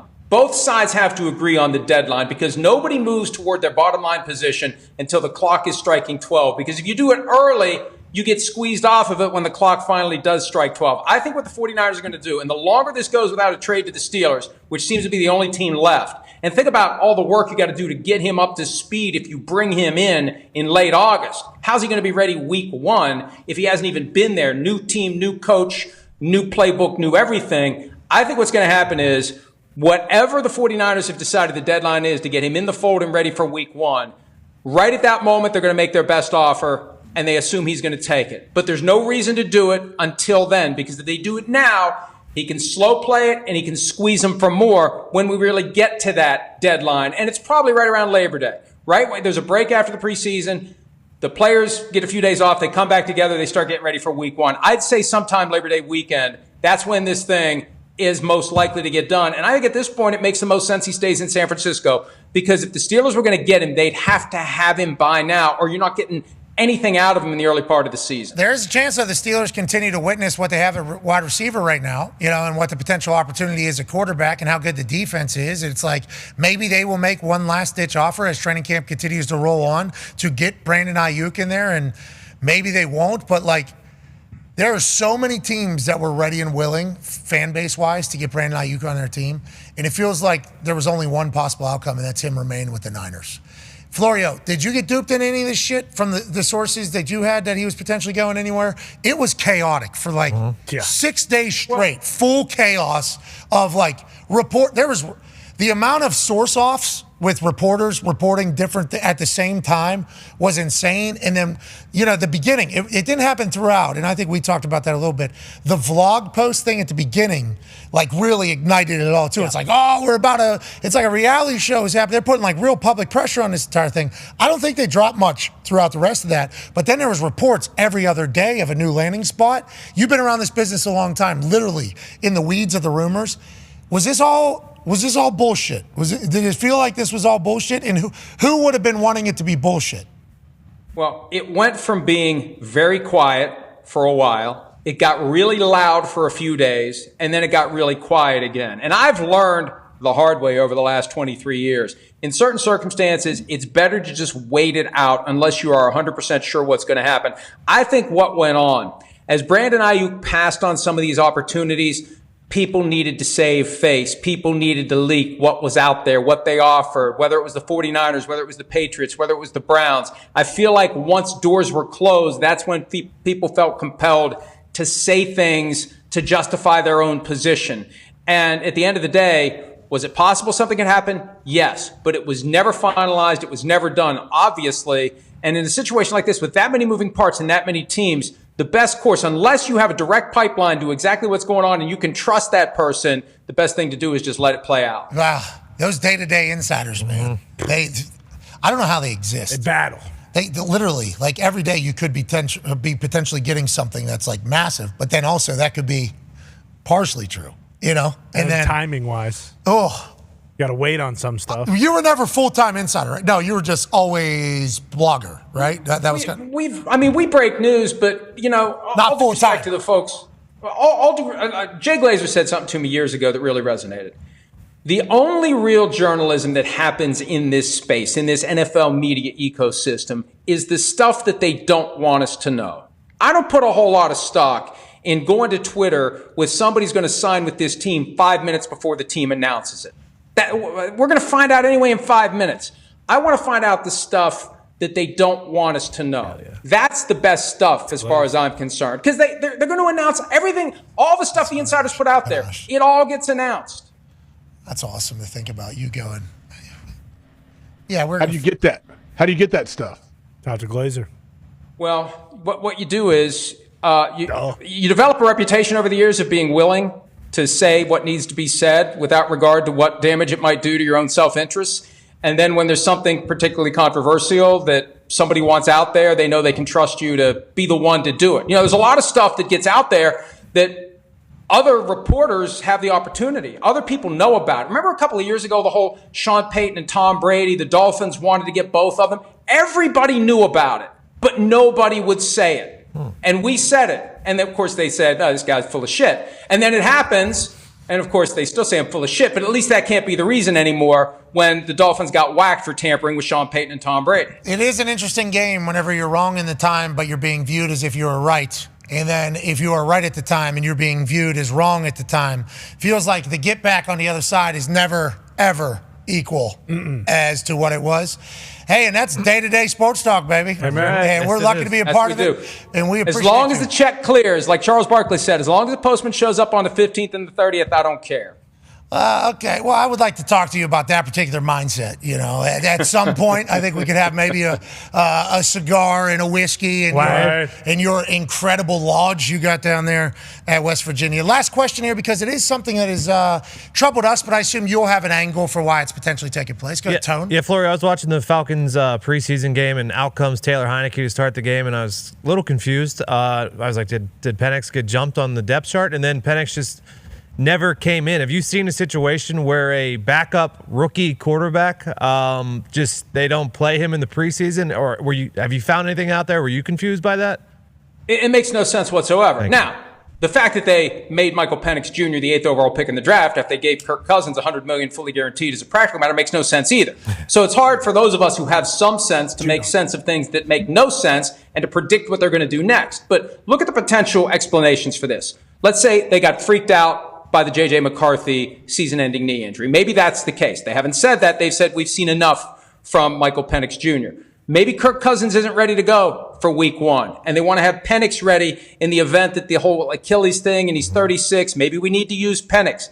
Maybe they don't want the groundswell to continue. They don't want fans. They don't want media. They don't want players. They don't want the owner putting pressure on them to go with Penix. That could be an explanation. So there has to be a reason for it. It makes no sense for a guy who supposedly isn't going to play all year to not play in 2 games that are his last 2 opportunities, in theory, to get any reps in his rookie season. So maybe they're overthinking it, but it feels like they got something up their sleeve, and we just sit back and wait and see what they're going to do. Yeah, I'm excited to see what they end up doing, because obviously we all had questions about what happened on draft night. And then obviously Bill Belichick was available and all the shit that came out from that. So it made a lot of us wonder, and I think we could all admit this, saying, what are they doing now? Why would you give a $180 million deal, 130, I think, or maybe 120 million guaranteed to Kirk Cousins off of an Achilles, and then in doing so, before he's ever met like the people that are in the cafeteria or the training room, strength staff, coaches, doesn't even know.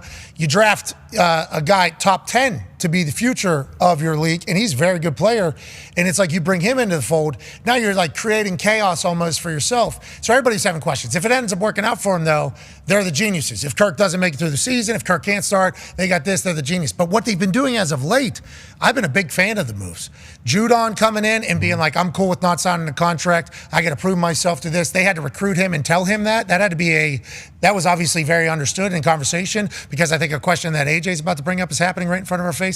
Bringing in Simmons on a 1-year deal. Yep. Raheem obviously do it. Feels like the Atlanta Falcons, for all the the Penix, what are they doing? There's also like they seemingly are recruiting guys that they want and building a culture. Fascinating situation. But speaking of those, they happen all the time. Go ahead, AJ.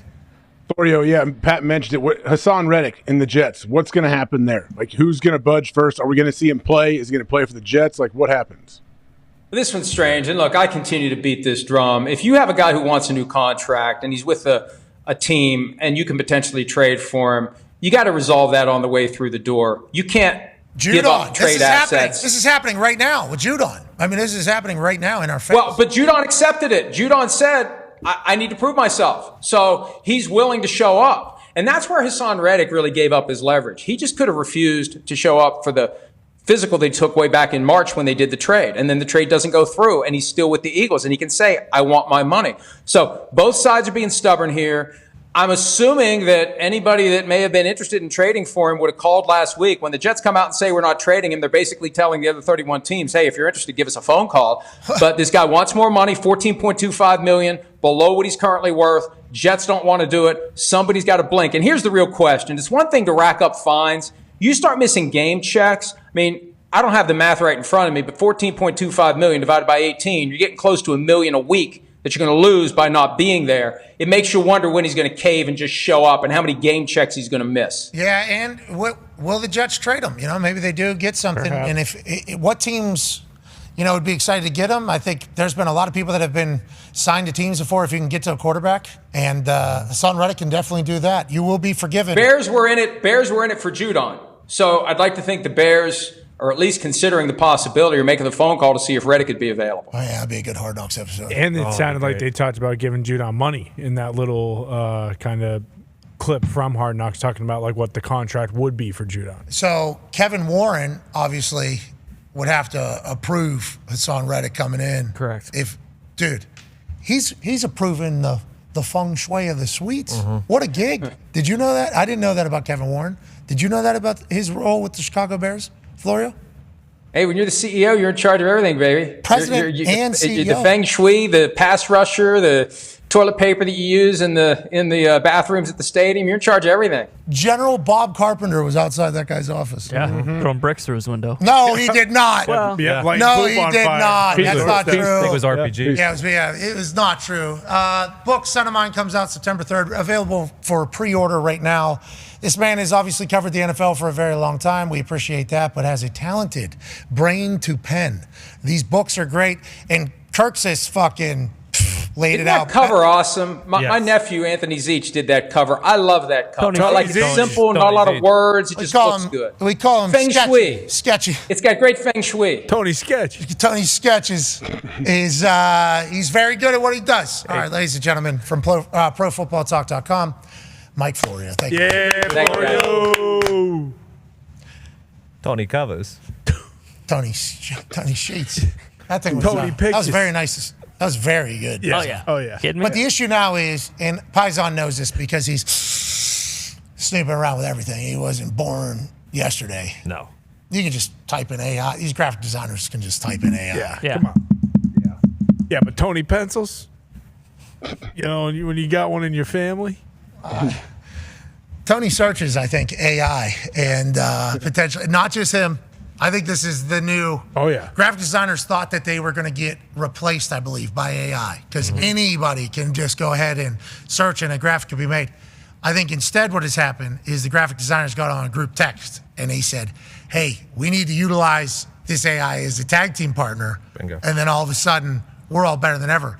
Because what this AI can do, if you get it with like a talented designer, got some good shit right around the corner. Game changer. Yeah, Tony Seach is in the middle of the whole thing. I even like Gronk. He did that by hand, obviously, not with Tony AI. Zeech, yeah. Tony Zeech, of course, but not the others. But you know what I'm saying. Yeah, I mean, even Grok now, you can put in like a prompt. Like I can do a picture of, Pat McAfee as Mario, and Grok can spit out that type of image. And it's pretty solid, pretty good entertainment. Pretty good entertainment. Yeah, I saw Mario and Luigi smoking a bean the other day. It was pretty awesome. Well, I watched that movie. Like a green bean? Super Mario? That's a great movie. Dude, sick, right? Good movie. Yeah, I mean, made over $1 billion. The way it makes sense. I did not know that. But yeah, I was watching it, and great flick. Yeah. Very good. I mean, the way they tie in the whole Everything. Yeah.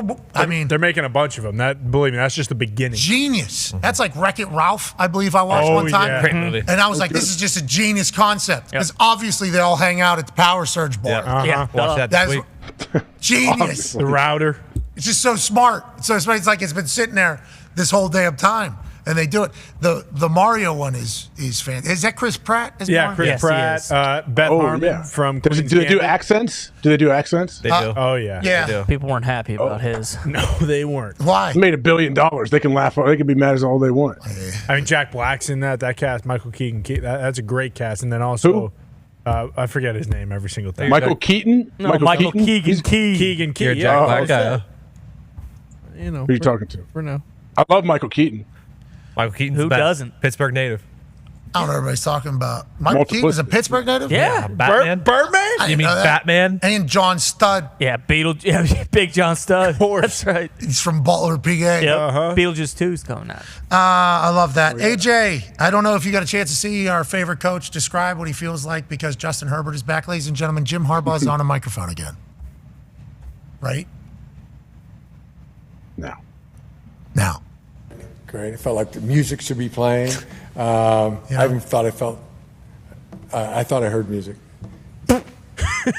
Voices of Angels, maybe. Felt great. It felt great. Go back to the beginning of that. Let's run that back one more time because he said, I thought music should be playing. And then he says, I heard. I heard you. Go ahead. Great. It felt like the music should be playing. I even thought I thought I heard music.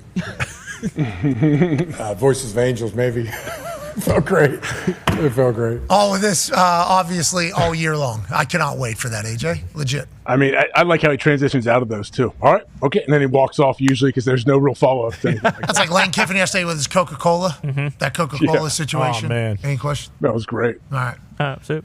Should not drink this at all. This fat's always drinks. Yeah, This guy drinks it. Chris Lowe. I know that fat ass drinks. That was an unwarranted shot at that guy. I'm so pumped college football is back in a few days. Dude, thank God, man. Legit. This offseason, I don't know if you guys feel this way. It feels Long like one. this offseason has felt like 3 years. Yeah. Yeah.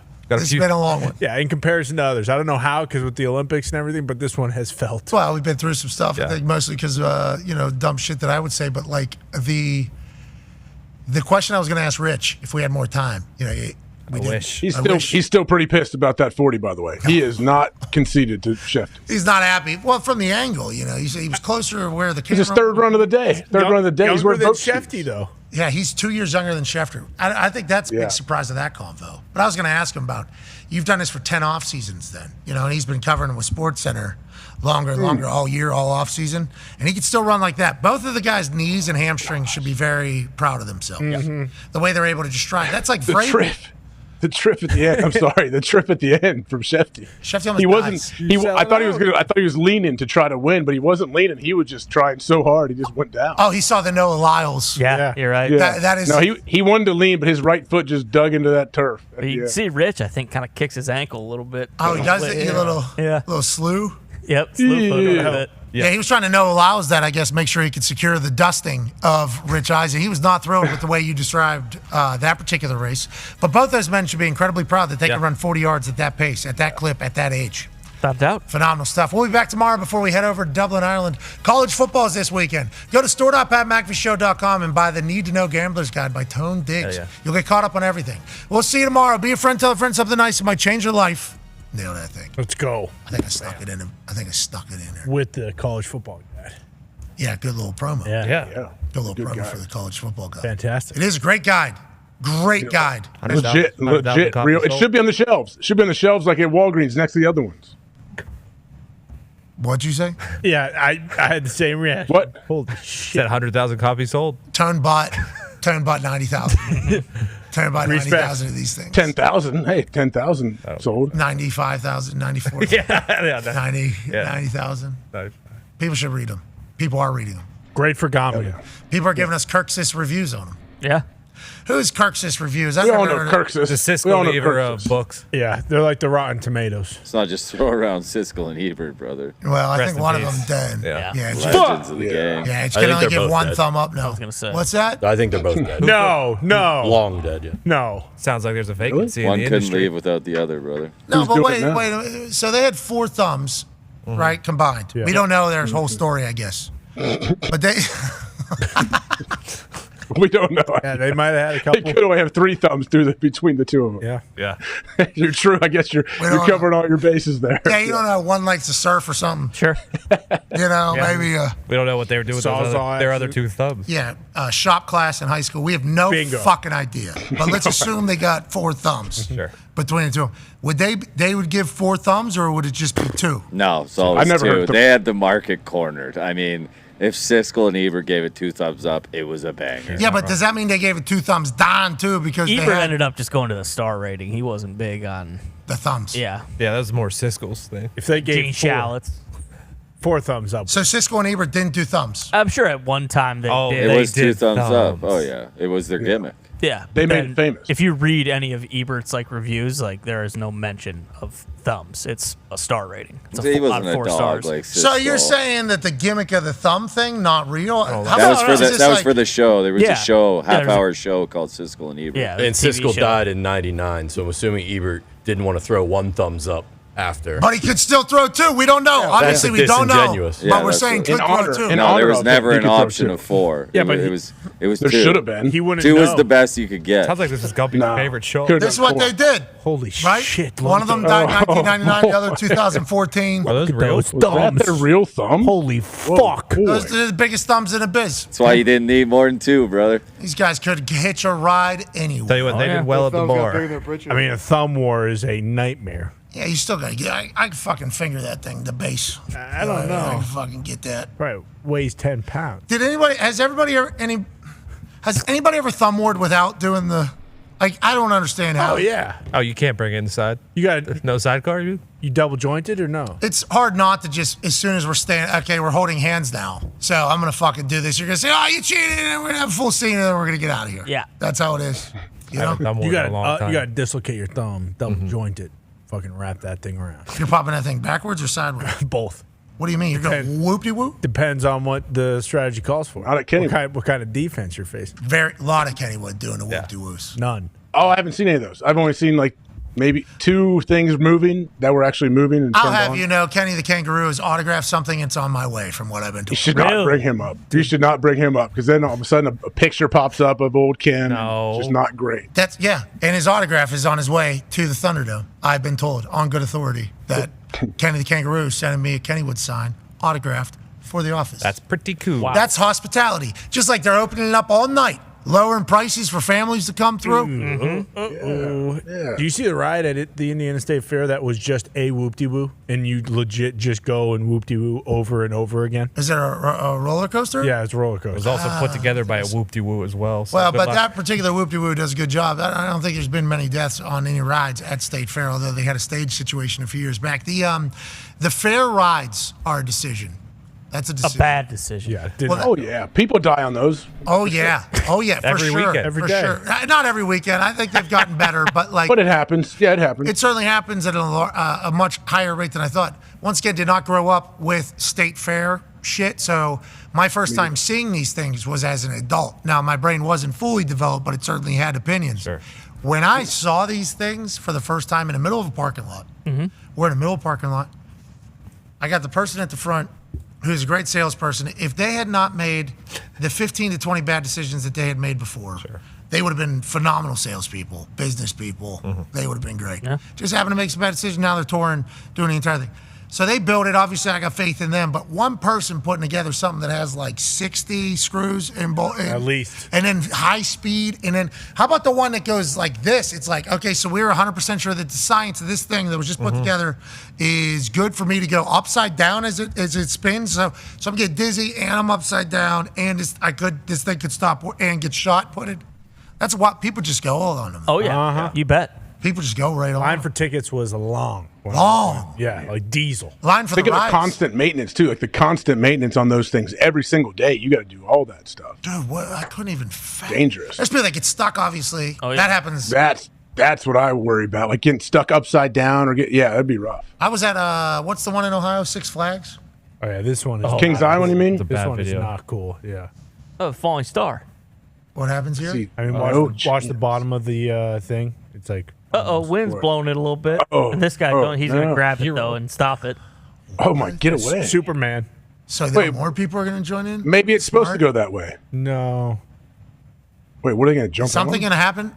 No, nothing actually happens They here, saved I don't think. I just while these people are sitting up there, they see people running towards them. Oh, my God. They go, wow. And then you're trying to tell the person next to you, hey, we're going to die. Yep. That's in Michigan right there. Now we got 6 guys down here going to save us. There's 10. I appreciate all the Michigonians. Unplug it. Look at all the Michigonians signing up to take on the metal ride in Momentum. I appreciate like that. Wow. Way to go, Michiganders. Michiganders, exactly. Holy shit. So what do they know? Is it making weird noises? No, the bottom look at of the it bottom. is A lot of lifting it's up. flipping upside down. Oh, It's doing a geez. wheelie. Yeah. It's not supposed to do a wheelie. I thought something with the lever. This guy should just put down his fry Oreo. Oh, okay. Good for these in people there, helping Coach. out. There's your funnel cake and hold the fucking thing. Put your full weight on it, Boots. Put your full weight on it, Boots. This guy who comes in here at the end on the left, Yeah, too, kinda really, just- really helps out. So now they just make the people waiting in line stand there so it doesn't tip over, you think? I do appreciate the one person that is not helping. Yeah, look at this Yeah, guy. watch this guy, though. Boom. Hold on. I got the I left did side. it. I did it. I was there. Don't worry, this thing's not going anywhere. Babe, when that did thing anchor almost it. flipped He over, anchored what it. did I do? I ran right over that thing and I fucking grabbed it. Didn't I? Tell him I did it. Thanks for helping up there, Michigan. That's good, Michigan. Nice. Yeah, Nick said that's Traverse City, Michigan. That's like the best area in Michigan. When Kid Rock says it was summertime in northern Michigan, that's what he's talking about. People love that area.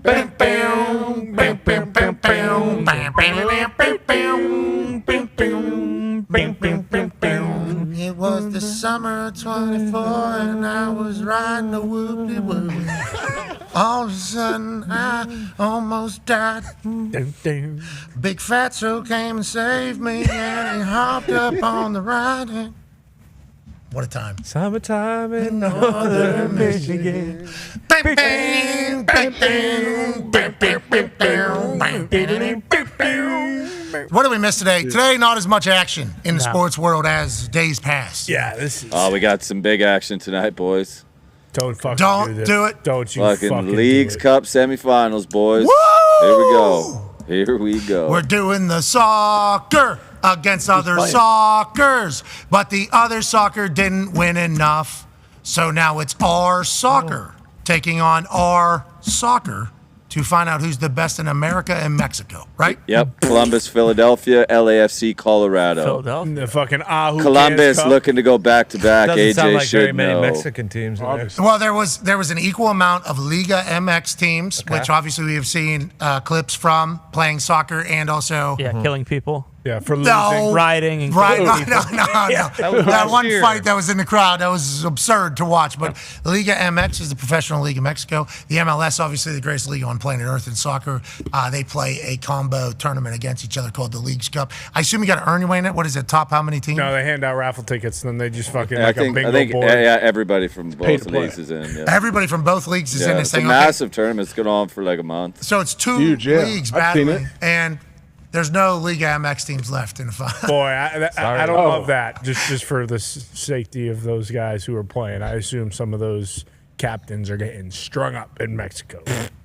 No. Yeah. You think they embarrassed the all of them program? lost? All of them lost the MLS teams? Yeah, I'm assuming there's some cartel members. They some did win the filing All-Star lawsuits. game. they won the though, All-Star game, so all and is the forgiven. skills competition. Yeah, and that was watched by a lot more people. So the Philadelphia Union, are the 14-year-old going to play or no? He'll probably be on the bench. That Columbus team's just running rampant. I wouldn't want to go play the against them right fucking now. kid? No kidding. Because he's thinking about playing basketball, right? Isn't he? No, he's just like, he'd rather just go to school. He just wants to go fucking learn biology, go to study hall with his buddies. Why do you say? He's just waiting to get to Man City in a Because few years. he's like, really. the MLS, this kind of sucks. What? I don't want to do. That's what he said. When did he say that? When he signed a deal with a different country when he was 13 years old? Yeah, they were like, hey, you fucking weren't in Mr. Peabody's class this morning. He's actually a really good teacher. I've learned a bunch today. And he was like, well, fuck, I should just go do that. Instead of being the MLS. Why? I just want to be a regular kid. Why didn't he want to be in the MLS? Peabody. I don't know. Yeah, Mr. Peabody, That's what he said. I don't know why. Peabody's a good teacher. The interview, please. Are these actual quotes from Cav? I think I saw it somewhere, yeah. Onion, I think. Playing in the MLS is an honor. I thought so too. Bro. The league is growing by the day, brother. You ever seen Mr. Peabody teach? Yeah. He's fucking good. Einstein. He breaks it down pretty good. That is funny that your angle is that the next one in America, maybe our first and best one ever, this guy needs to stop playing the sport. We need to get his athleticism into one of our sports. That's the toxic tables take. Get him breaking. Get him playing handball. Yeah. Get him doing something that we're going to see. Because I'm sick of the fucking bullshit. Because I can't wait. If he's good, he'll make more money at Man City than sick of almost every sport. The heartbreak though of like he's going to get on Team USA, and boy, we're going to go bananas. I just don't have any confidence in our soccer program. From Little League, Potch is at the wheel now, boys. It should be fun. Pacharelli's going to have to show me something. That's not his name. Yeah, it's fucking Pontius Pilate. That is not his name. Soccer in America. No, that is neither of that is What his is it? name. Pochettino. Pacharelli, yeah. He's a good gaffer. He was literally out of the coaches that were out there. He was a very good get. Nice. Okay. Do we have any guys from Spain on our fucking team? Some guys. No, play we in got Spain. American made. Where are we made? And that's America. I think Can your think coach be from America? No, that's not how it works anymore, AJ. I think the big issue You is. fucking idiot. I think the big issue is Shouldn't a lot be of in these consideration, players. Gump? Yeah, but they're not very good. A lot of these players that go overseas aren't seeing that much time. They're like sitting on the bench over there. You'd probably be better off just playing full time in the MLS. No one wants to do that. Just so then why did Cav sign a deal to go overseas when he's 14? It's like, yo, what are we doing? Well, because the goal is when he's 18, hopefully he's good enough to play for Man City. Philadelphia Union. What about playing for? We got Messi over here. Union. Why wouldn't? I mean, I got nothing against the Onion. It's the union.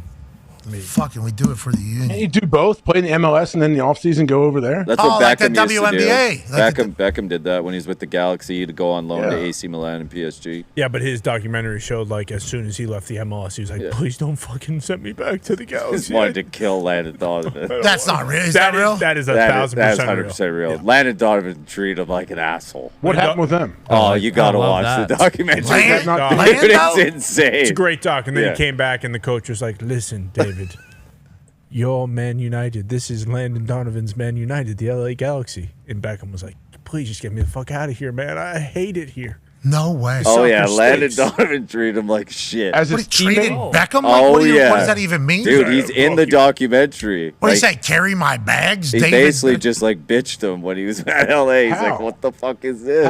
That's a real How story. did Landon Donovan? What are we talking about? What New are we? coach of the San Diego Wave women's soccer team. Actually. Landon Donovan? Yeah. Are they cool now? I mean, we should talk Everything- yeah. WLS. I think everything's fine now, but Donovan was in the documentary. Like he says, he treated him like shit. Yeah, talks about it. Beckham couldn't just like give him a fucking noogie and be like, "Hey, this is my team now, dickhead." Like I'm the They best. gave me a percentage Yeah, of the I'm the league. best player in the world. You play in the fucking MLS, all right? Watch it. Remember, the MLS is up Yeah, now. like, they gave him but that wasn't- $252 million to basically be the ambassador for the MLS. You know what? He was making a certain amount of money like per hour Yeah. of his life. That was like hilarious, like $50,000 an hour or something like that with the new MLS deal because they gave him a percentage of the league. That was supposed to be the big hit. And I'll tell you what, I watched David Beckham. Did he dominate? Did he dominate when he went to MLS? Yeah. And yeah. He would. The way he was playing too was like kind of electrifying. He was hitting long balls. He knew that everybody was there to watch him hit long balls, you know, because Beckham is like his free kicks. So he was just he did great. Brought a lot of attention. So attractive. Yes. Stud. Yeah. So attractive. So cool looking. So I think a lot of people thought that was going to be the big one for the MLS. Fresh out of that World Cup too, where he had like a 90-some mile an hour penalty kick. It's like that was going to be it. And then kind of fizzled off, I guess, because Landon Donovan was making him eat But I mean- poop out of porta But I mean, potties. part of that deal was for him to get a team. So like now he owns Inter Miami. So it all worked out. you Yeah, know? but- pretty big. And all for the teams are worth way more now than they were back then. Oh, yeah. So what's Landon doing right now? He's doing what? Coaching the San Diego Wave. And what is Beckham doing right now? He owns Inter Miami. That's wild that happened. Yeah, it was. I had no idea. Like I didn't remember that Yeah, when I but- watched the doc. I think you'd rather be the coach of the Wave than own Inter Miami. Yeah, ride the wave, brother. Affect the athletes, yeah. Fucking give back to who's really giving back. Man, I had respect for Landon Donovan. Who is giving back? With the Wave, you could win the She Believes Cup. Can Beckham? What is The it? Wave The can't She win. Believes Cup. Don't even get into it, please. It's a big one. That's a big one. The United States obviously wins it all the time. Every year. Amen. And our next United States women's soccer team appears to be. Yeah. Even better. We're still. I don't know if it's going to be even better. We should send them to the World Cup. Well, that's this team is good. I think this is going to be the team. Yeah. No, the men's World Cup. Oh. Okay. Have them represent the United States. Okay. I like where your head's at because they're winners. Yeah. Can they do both? Can they play in the men's and women's? You think? If We're not getting into this one. Yeah, Not doing that. I mean, can you logistically? We've already done it. We are logistically. Can they make it work? It's a year after. We've already been on the record, you know. All right, the Hawaii. This is a story. Yeah, it is. Okay, college football kicks off this weekend. Biggest, best year of the year ever of college football. 12-team playoff. It's going to change some things, obviously, but it's certainly going to make primetime games better throughout the entirety of the year. Teams are going to be able to lose one or two games and still have everything in front of them still, which was not an option in college football for a very, very long time for a lot of teams. A lot of people say this is all going to favor the high-end teams, the blue-chip teams. It's like maybe, but also some of these teams that maybe aren't as prominent, you could lose a game, two games, and still potentially get an opportunity if you're in one of the conferences that is held in high regard. Now, with that being said, I don't believe that is the case for the Hawaiian team, but what we need to know is there is a gambling stat about this Hawaiian team that needs to be talked about, and the world needs to know about it because Hawaii is obviously the greatest place on the greatest place on earth. Hawaii is the greatest place on earth. 100%. It is my favorite place to go. My wife's favorite place. It is so awesome. The people obviously fantastic, incredibly cool. The weather, fantastic. Is everywhere perfect? No, but that place is damn close. If you go as a visitor, try to buy a house there. Most times I visited out there, so that's kind of how I think it all goes. Love the place.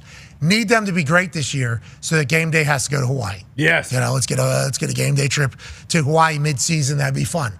With that being said, game day is phenomenal in their openers. Tone, this feels like a thing that more people need to know about, pal. Yeah, so it's a unique situation this year. They're playing in week 0. The Hawaii program was almost ruined a couple years ago by a head coach. I'm not going to say his name. It doesn't need to be talked about, but I'm not sure if you remember the name, Timmy Chang. Great Hawaii quarterback. He is back. He's the head coach at Hawaii, and he turned things back around last season. So they are on the up and up. The 12-2 ATS, one of the losses, I believe, was in the last 2 years. So No. We're back. We're back. The program is back. Now, with Delaware State, they actually had a bus snafu, and they missed their flight out of LaGuardia or JFK. I can't remember which one. So I don't even know if they have made their way to Hawaii yet. The total... It's a long trip. It went up 10.5. After the bus snafu news, it went up to 40.5. I think it's back down to 39.5. But midnight on Saturday, okay, when we're flying back, this is going to be the game that we're going to have on. I think everyone should probably get some action down on the maybe minus 39. Strap in, boys. We'll have a game on for sure. Midnight overs. Eastern, sorry. Yeah, that's a midnight Eastern body clock kick for Delaware State as well. Tough body clock. That's a lot of points, though. A lot of points. A ton of points, but Timmy Chang can put up points. Delaware State, I mean, come on.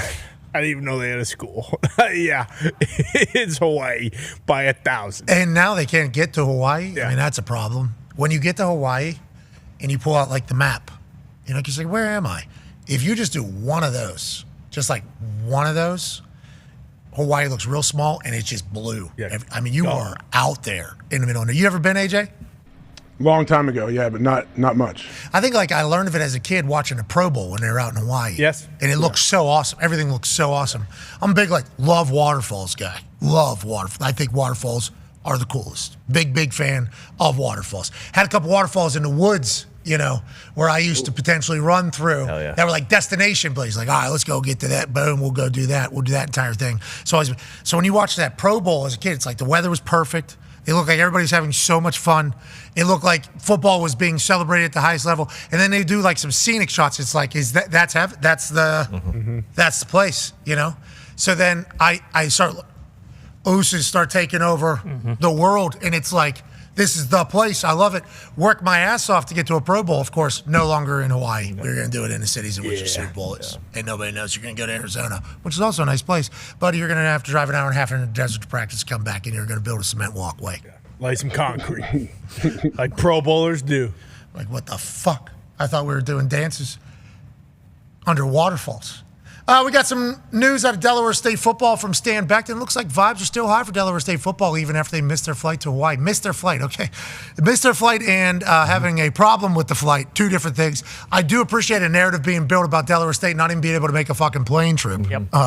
They missed their flight, so they didn't get to security on time. You've been there. We've all been there. Or there was a technical problem and it was delayed, which is probably more. It was a bus snafu. Apparently, I don't know if the bus broke down or whatever, but when they were driving from Delaware to LaGuardia or JFK, I can't remember which one it was, something happened with the bus, so they didn't get there in time for their flight. 3-hour drive from their campus to JFK Airport. We're not flying you guys to JFK. You know how much it is to fucking fly everyone to How do Hawaii? you get everybody rebooked? How do you get a whole team rebooked on a flight to Hawaii? You got to charter. Were they chartering? I know they weren't chartering to begin with, obviously. So Delaware State had to put up a charter. Who's paying that? There and back? Or no, I guess you get a commercial back. Can we Google Delaware State alum? Yeah, Mr. Delaware State alumni. Well, I think President of the United States is from Delaware State, right? No, he's the state of Delaware. The Blue Hen, too. Joe Flacco went to Delaware. He may have paid for the boys. Delaware State. No, I know. But just near there. Yeah, Joe. Close by. Yeah, but the rivalry between Delaware and Delaware right. State. Can't do that. Right. Can't support one to the other. I wonder if there's any Delaware State alum that were called in. This is a big one. We're going to need you here. We need fucking big plane or 4 little planes to fly Hawaii. How far of a flight? 10? Maybe it had to be more than that. Boy, from New York. Yeah, they probably go L.A. That's probably New York, L.A., or New York, Dallas. Maybe New York to Hawaii. I don't know. Call Caesar. I mean, Kalen Lowry could do it probably, too. It was supposed to take 10.5 hours, it said. Jesus. They left at 4 a.m. on Tuesday. Yeah, it's got to be Caesar. It's got to be Caesar. Caesar. Got to be Caesar. Clifford Brown. Also. Trumpet, jazz musician. Manny Davis, one of the best Supersonics they had. Does that say T-Mom too? Yeah, I don't know why we're not talking more about Kalen Lowry. I mean, they made a ton of money doing that show. Who's this? 16 and Pregnant and Teen Mom 2. She started on in 2017. Oh, they used to make appearances around clubs, get $400, $500 a pop. Had to be Caesar. Delaware State was 1-10 last year. They're still dancing in a hallway after the bus broke down and getting them to a plane. Yeah, I think I'd like that 40. Yeah, I think I like it 50. Okay, so, ladies and gentlemen, it is the first of the year. Tone, get that hammer. We're taking Hawaii minus 40, 38, whatever you can get it at. All right. Doesn't mean it's going to be right. No, it does not. We are just saying we as a group here are doing this. Yeah, no doubt. If you would like to ride alongside of us, hashtag goes, Yeah, this might be the hammer down play of the century. Are you willing to put that title online? Host of Hammer Dahn. Week 1? Week 0. Week 0. We've been over this, faith, family, football, and my gambling record. Do you remember when he was being so hoity-toity, wouldn't pick a fucking Thursday night football game? Yeah. Well, actually, I'm not putting it on my record. No, week 0, you got to pick them all. And I think there's four games week 0. So, yeah, Hammer down play of the century. Okay. Play of the century. Here we go. That's a long time. Lolita play of the century, yeah. There's days, there's weeks, there's months, there's years, there's decades. Centuries. You're right. Hey, with that being said, it might be the hammer down play of the millennium. Wow. Go 1,000. Hey, I'm proud of you guys. We did it. We're starting the year off with a win. Hell yeah. Holy fuck, we did it. Because the last couple years have been tough, haven't it? Tough. Big time. They've been beating us down. Oh, yeah. That's something we really haven't addressed yet. These sports books think they got us. They think they have us figured out with their AI machines and their fucking Excel spreadsheets and their feel of the games. Okay? Okay. Last 2 years, they've right in the mouth. All of us. Okay? There's been a couple people that have won. Those people will go on to be remembered as the greatest gamblers of all time. Yeah. Those people will write books about gambling, telling you how to gamble, but inevitably, there will be some page that you miss because they continue to win and you will continue to lose. They are called the sharps. They are the ones that move the line, and there are very few of them that exist. It's in the book. But this upcoming season is going to be our best one yet. Sorry. We're going to see the field better than these sports books. Somehow AI is going to get involved, and AI is about to get fucking dunked on. Okay, they don't have the feel that we have. They can't find the things that we can find. They don't know that a bus snafu after a 1-10 season on a trip to Hawaii, let alone distractions, means hammer the Warriors. Yeah.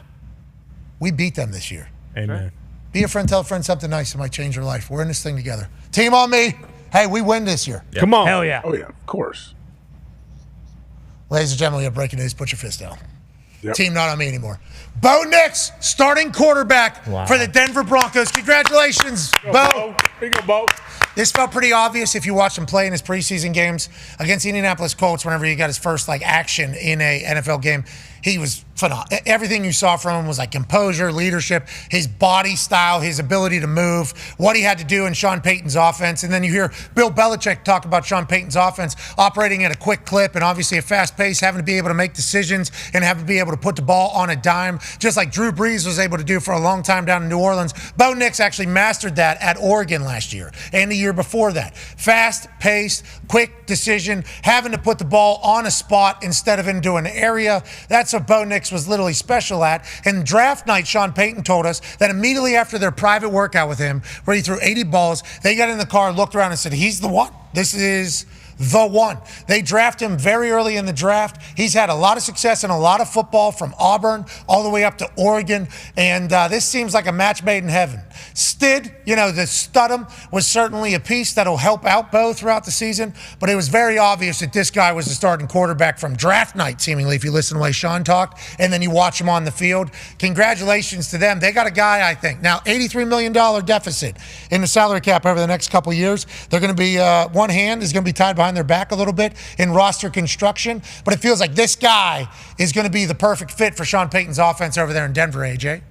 Yeah, why do you think that is? Like, when they made the draft pick and we heard Sean Payton kind of sell us on why he loved Bo Nix, it made sense. We hear coaches try to do that at times, but when Bo Nix is there, when you look at him for whatever reason, he does, like, yeah, of course this feels like a good relationship. Like, he seems like a Sean Payton guy. Maybe it's because he was in college for so long, he has all those reps. I would imagine Sean loves all the experience and everything he has, but whatever it is, it seems like they kind of have whatever the head coach quarterback relationship is now. Who knows how it goes, but at least right now it seems like the perfect match. It feels like he's like 26 years old. Yeah. You know, like it feels he might like be. He's 24. How old is he? 24. Yeah, so it feels like he's like a vet, you know, because we've seen him play so much football. And then with Sean Payton's offense, I mean, he's coach's kid, yeah, right? It's the whole coach's kid thing. So, yeah, I'm sure Sean Payton loves ball, so he loves talking ball with Bo. But against the Colts, I mean, you could probably pull the exact play out of the Oregon offense that he was 75% completion clip, just bang, bang, bang, so much of it. There was this play where they just boom, quick out. And it so quick. So it the was ball handling, but that is not easy. And they're on like 2-yard line or whatever, so it's just like a quick out. No matter what the DB does there, if the ball is put in the right spot, it's a touchdown. Like, that is just how it works in college. It's also how it works in the NFL, unless the DB is like super genius and allowed to jump shit without even worrying about covering for an up that could potentially happen there. So unless the person has immaculate feel, which some corners have, especially in the NFL. But other than that, regardless, it doesn't matter if that's a second stringer, third stringer, playoffs, not. That is unstoppable with how fast it comes out, especially if they have a little upcut involved at some point in the season. It's like they can do that whenever the fuck they want. It felt like a perfect fit, and it's seemingly already going to start. Well, you know, like everyone just assumes that's super easy, but then, like you said, like if that's not put in the right spot, like it's going 99 yards the other way for a touchdown. So it's like, you know, I mean, it is. It's like he did the whole like basketball on grass thing or whatever at Oregon, but it's preseason, obviously. He's looked. He's fast too. He is. Like, How about how fast? I don't know why I he's an thought he athlete. was like small. Like he looks like, I mean, 6'2", 215. Like he's perfect size. Obviously, his arm is very good. Like I don't know. I feel maybe it was the Oregon or Auburn thing where everyone just kind of like First from his impression. time. Yeah, it was like, oh, this guy sucks. Or as a He was- freshman. Yeah, exactly. But- First impressions are tough to get past for some people. Even if you're on Oregon and you're on national TV a lot, then people are like, he didn't win though. So what are we talking about? Yeah, I saw Washington was in there. I didn't see that Oregon was in there. It's like, I don't think you understand though. Like what he's doing on offense is like historic. They're like, hey, he throws the ball 2 yards. Anybody can throw the ball 2 yards. I can throw the ball 2 yards. You want to go in the backyard? I'll fucking throw it. I'll throw it 4 yards. And then you start looking at like his deep shots. It's like, no, he can. He's ballpoint. Yeah, he can drop. You know, all the short ones work because there's a threat of a deep one coming in any moment. It's like, good for the Broncos. Congratulations, Broncos. Congrats, Broncos. $83 million hit to the cap, though. You know, that is quite a hamstring. You know, That'd be tough. It's quite a holdback, AJ. You know. I mean, the fact that whole Russell situation even happened, and then Sean Payton comes in, and they actually pay that much for Russ to not be on the squad anymore. Like it's amazing. It's amazing how the league works. Russell's making $1 million this year from the Pittsburgh Steelers to potentially be their starting quarterback. I think he's making about $43 million or something like that. 37. 37, and then so what's the other one?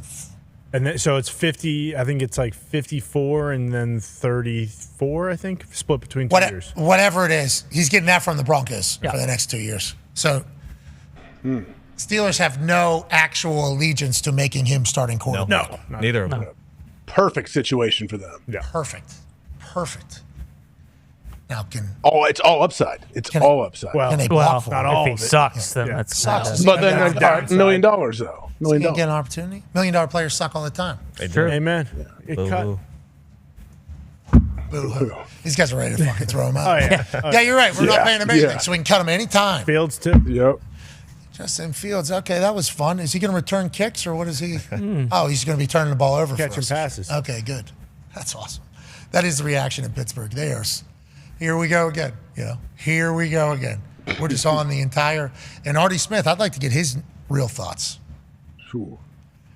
What? I mean, I don't know if I want Artie's real thoughts. I want Artie just to lock in on coaching. Yeah, and you're enjoy right. football. Oh, geez. I'm talking about on the Pittsburgh Steelers. Yeah. Yeah. You said it. Tannehill's still available. He is. Let's not. Quick, we bring in a third. Tannehill is still He available. knows that Artie Smith offense, Tone. I'm He sure can run Artie it. does too. It doesn't mean he should play He can quarterback. run it. Bring him back. Maybe play wide Artie receiver. should play quarterback. Maybe. With the way that He's mustache. just as good as Tannehill. Move What? Tannehill. Tannehill might be the Pittsburgh come on. Steelers quarterback this year. You need to. We're not saying that we've heard anything about that, but it has certainly made some rumblings on the internet. I don't know who started it. To whoever did. Easy. I don't know how nobody else. This is just like Wreck-It Ralph. How nobody else think of this? Yep.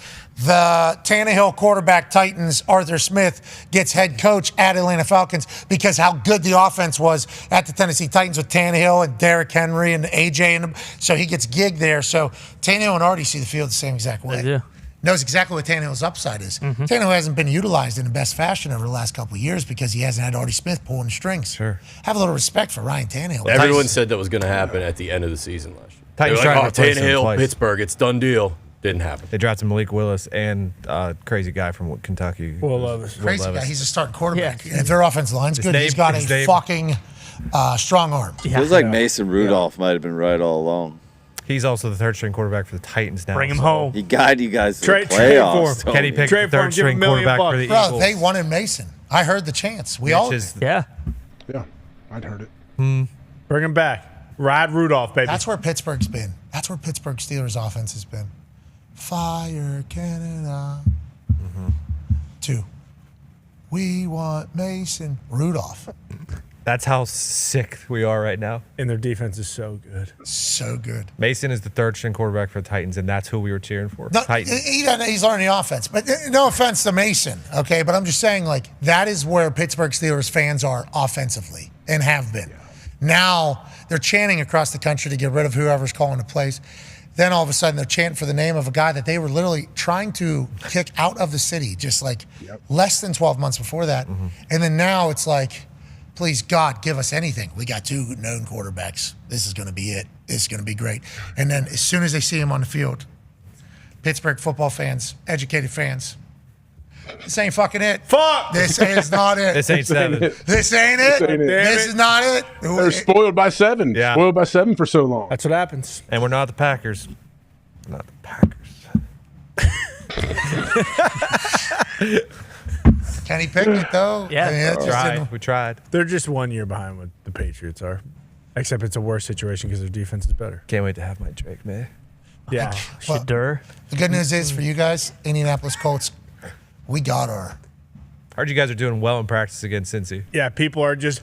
That scrimmage laughing at did you not go guys like well, that. I heard. What are you talking about, AJ? What are you? They had a I mean, I don't know.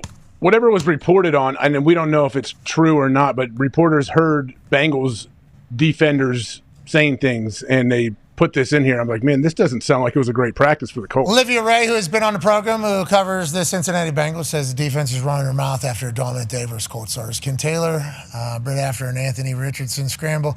That's all he do is run. Okay. BJ Hill said, throw the damn ball, dude. We're trying to get some work too. You know, Geno Stone after a Richardson incompletion. He only throws the spots. He doesn't throw to his receivers. Okay, so they're telling him, hey, we're trying to make it better here. This is what we're seeing. Then there was another tweet about Joe Flacco just took off on a scramble for a big game. Both teams are roaring in laughter. Lou Anarumo, defense coordinator for the Bengals, is doubled over. Can't believe it. Okay, we're trying to work here. You guys won't throw the ball, okay? At least the Colts are having a good time laughing too, though. We suck. All right, that's not what's happening. This might be the worst Colts offensive practice of training camp so far, says Nate Atkins. Bengals defenders are chirping and honestly seem annoyed That right there. to not be challenged better. It's a waste of time. We're not even getting better. That one hurts. That one, I feel like, I don't know. So we're giving up a day against fucking Joe Burrow? Okay. We're trying to get better, right? Are we not? How about what Lou Anarumo is saying in the team meet? He's laughing. How about what he's saying in defensive meet?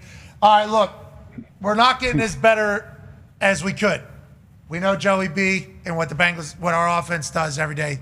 They stretch us, they challenge us, they're doing everything. This one, we just got, literally it's all just going to happen with, there's nothing going this way. It's just all going to be right here. And we just got to kind of bite the bullet here for a couple days, and other teams get Work better. on your technique. Yeah, work on your technique. Make sure you're, bend your knees, fundamentals. Let's just get better. They should pack up and just go home. Give Jason Bean the ball. Why are they talking about this? Why is this the conversation about this Colts team? That embarrassing. I think it's so bad that We signed all the guys are vets. Like a lot of vets. A lot of guys have been around. No. Bengals D is good. Bengals defense is good. Could just be that. Last year was horrendous. But Lou Anarumo fucking went to Lou Ammo Romo. Sure. We don't know. We don't know. They've been buzzing. I heard they've been buzzing around. The issue is the only thing that's good for the Colts right now is off the field, and that's that anthem that the world learned about that has been around for several years. This is not the first time No. that these bangers have been released. Set the flow. And it is awesome that the world has got bingo. It is awesome that the world has gotten to learn more about it. But they need to bring him in for a live performance because it feels like they are uninspired over there in Cincinnati. Shit. Send it!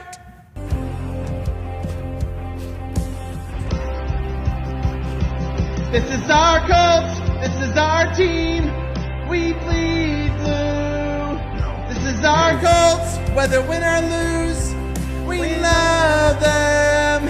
For the shoe. Beat the Bengals. I don't think we're going to. Let's cook them and eat their stripes. This What? is our Fuck team. bars. Wait a minute. Bars. I haven't heard this one. That's good. I've heard that before. Eat I did not know stripes. we were eating tigers. That's from Ice 8859. Seth Dufflo Erskines, obviously Colts. Yeah, Colts there's super new fan. twists at the end of every song this year. Yeah, I had not heard the Bengals version yet. We're fucking eating them. From what I heard though, they're eating us. Ice.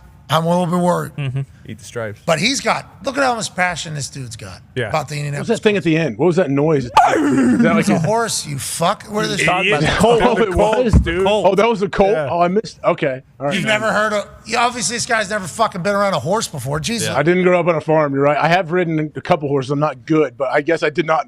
That's good to know that that was a horse. Yeah, you fuck. Oh, so you're not good at riding horses, and the horse never turned around and told you a little fucking quick little hey at you? Never gave you one of those? I thoroughly enjoyed that video.